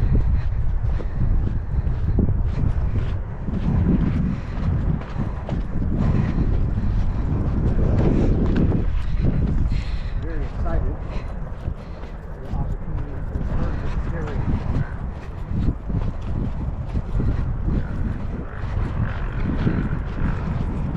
They have just demolished everything in the path of the gym. They have big construction plans. Close attention to the research that's been presented in the last episode.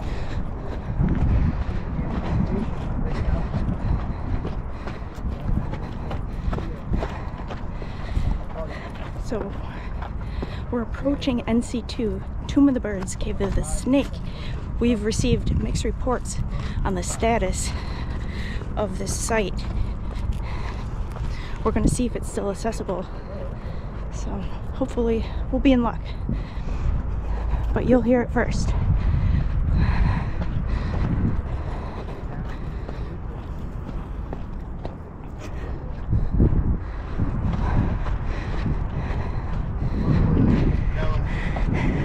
As the Tomb of the Birds, Cave of the Snake. Cave of the Snake,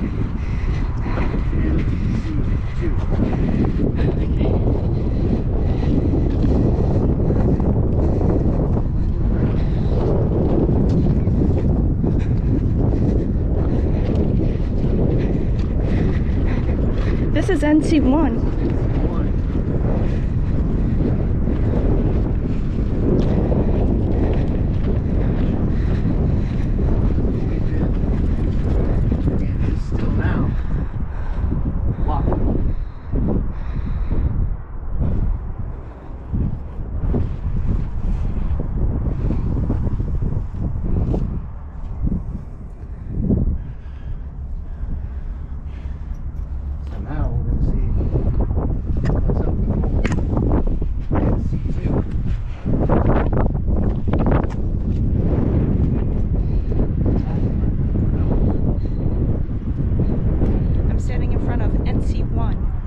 Which was also locked last time, so nothing's changed here.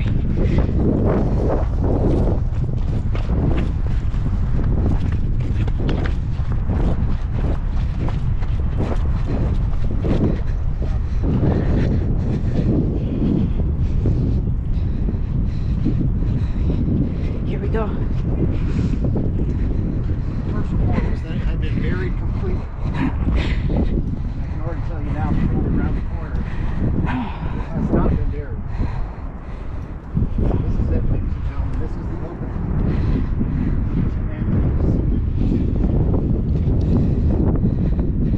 Oh, it's still wide open.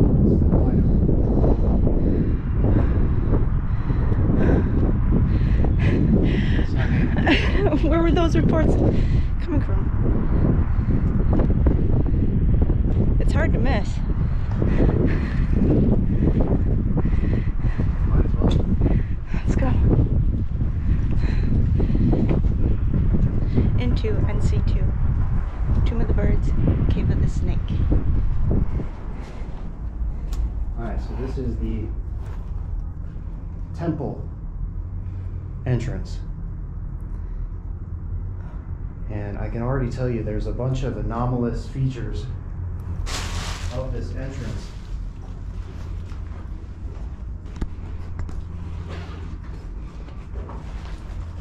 Get my flashlight.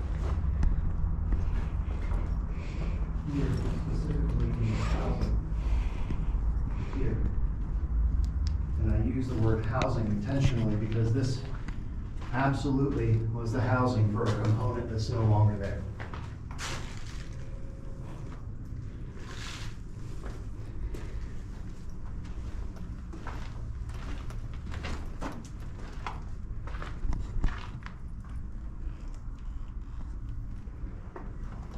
And this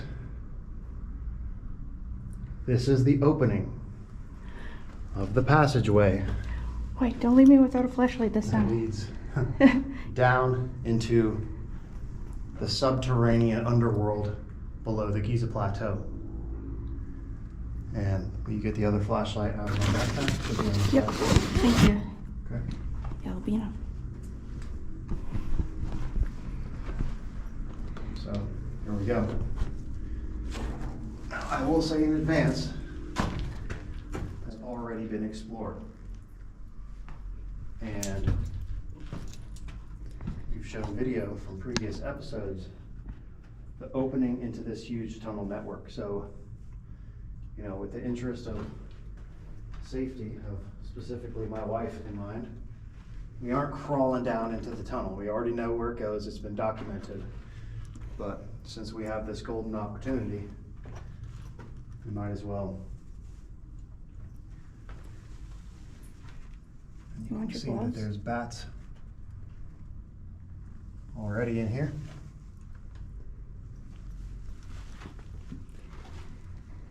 Into the Giza Underworld.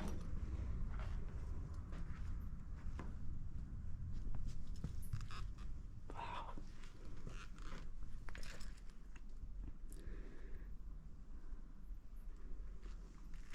So this is partially a natural cave, partially an excavated chamber. Hey, please.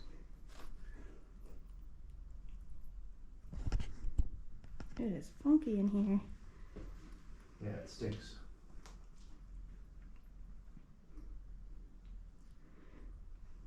So, for your enjoyment, I will once again show you the opening See this channel? Careful, babe. that leads down underground below the pyramids of the Giza Plateau.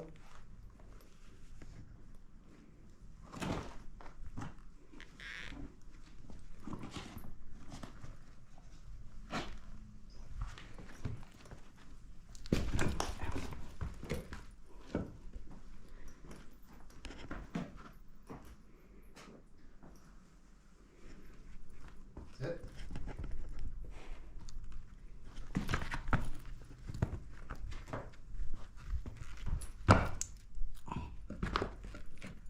Must be a human bone of some sort there. Didn't see that last time. You didn't see that last time. Oh my goodness. You're not kidding. Ah! It's a lot spookier than last time. Okay. Wow.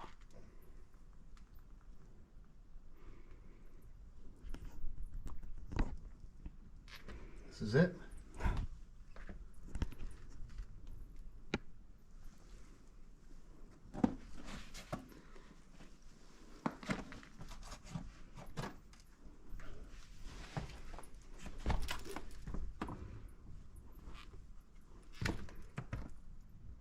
Oh my goodness.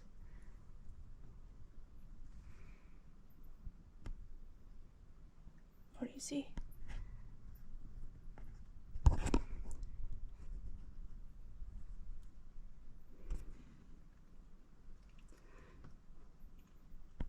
Okay.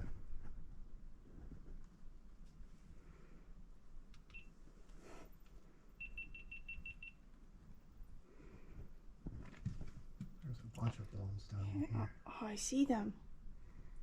All right, let's go. We're going. You want your gloves? Nope. Let's go. Okay. Babe, turn around, please. Oh, go back. Yeah.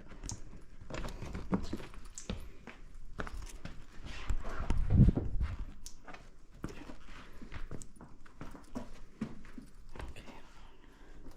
There's another opening over here. So I mean,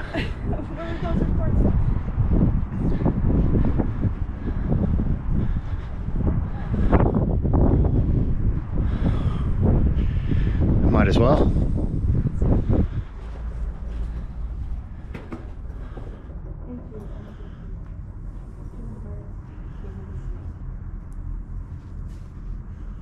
All right, so this is the temple entrance.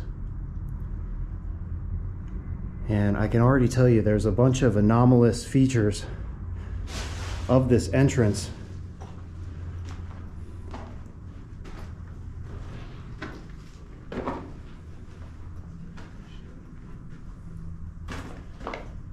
Here, specifically in this housing here. And I use the word housing intentionally because this absolutely was the housing for a component that's no longer there.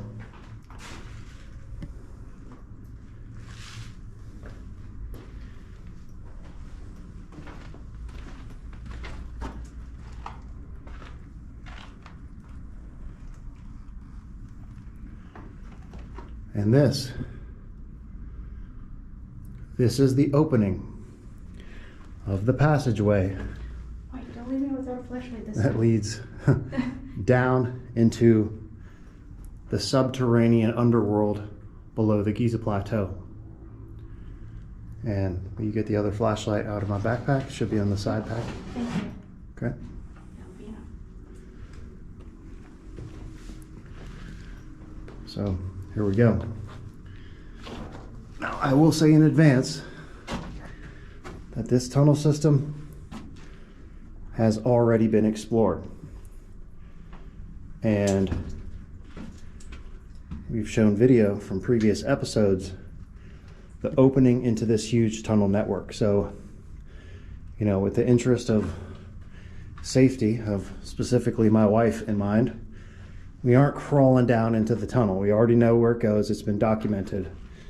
But since we have this golden opportunity, we might as well. And you can see that there's bats already in here.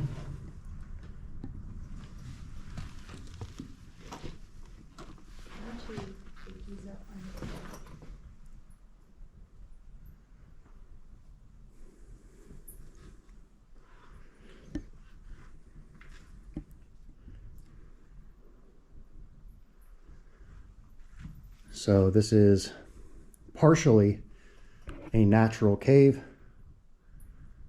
partially an excavated chamber. Hey, please. It is funky in here. Yeah, it stinks.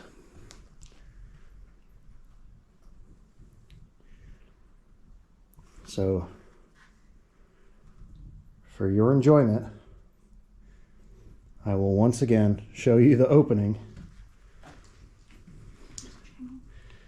Careful there. that leads down underground below the pyramids of the Giza Plateau.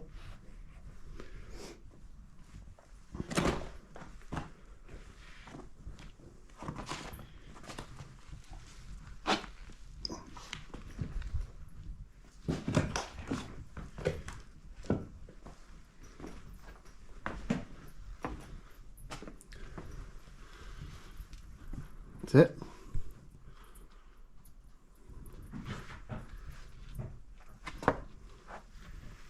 So it looks to be a human bone of some sort there. Didn't see that last one. Yeah, didn't see that last time. Oh my goodness.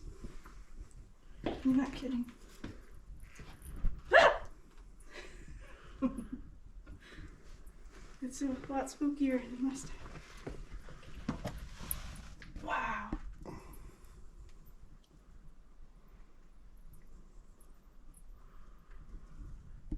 This is it.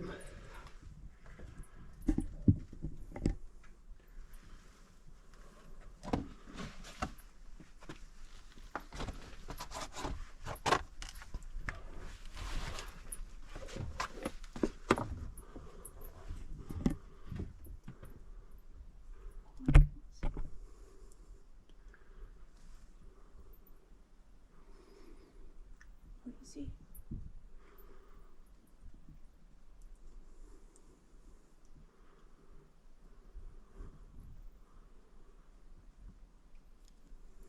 Okay. Come on. Yeah, it's gross in here.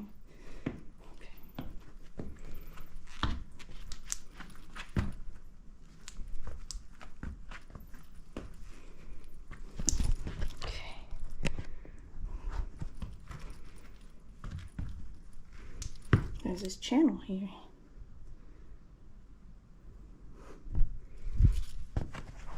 Okay, try not to touch anything. Oh, whoa. Yeah. What? It connects to another chamber. Did you see? There's a light. Did you see that, babe? Yeah.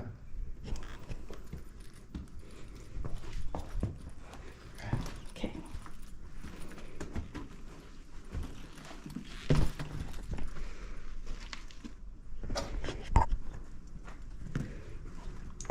That was really cool.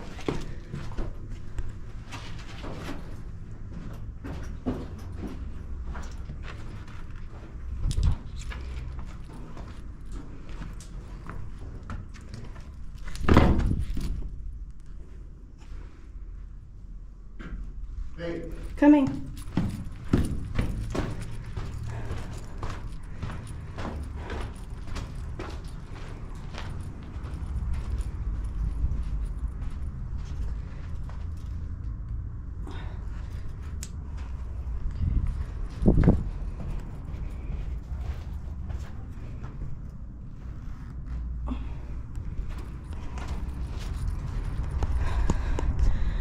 Okay, that was Tomb of the Birds, NC2. Do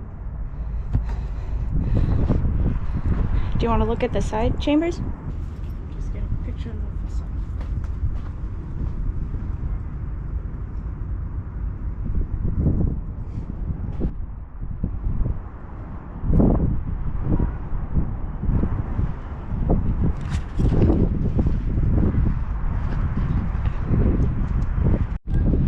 So we're standing on top of the recently built Khufu's restaurant.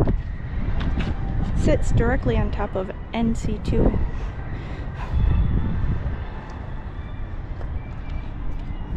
It's right below here.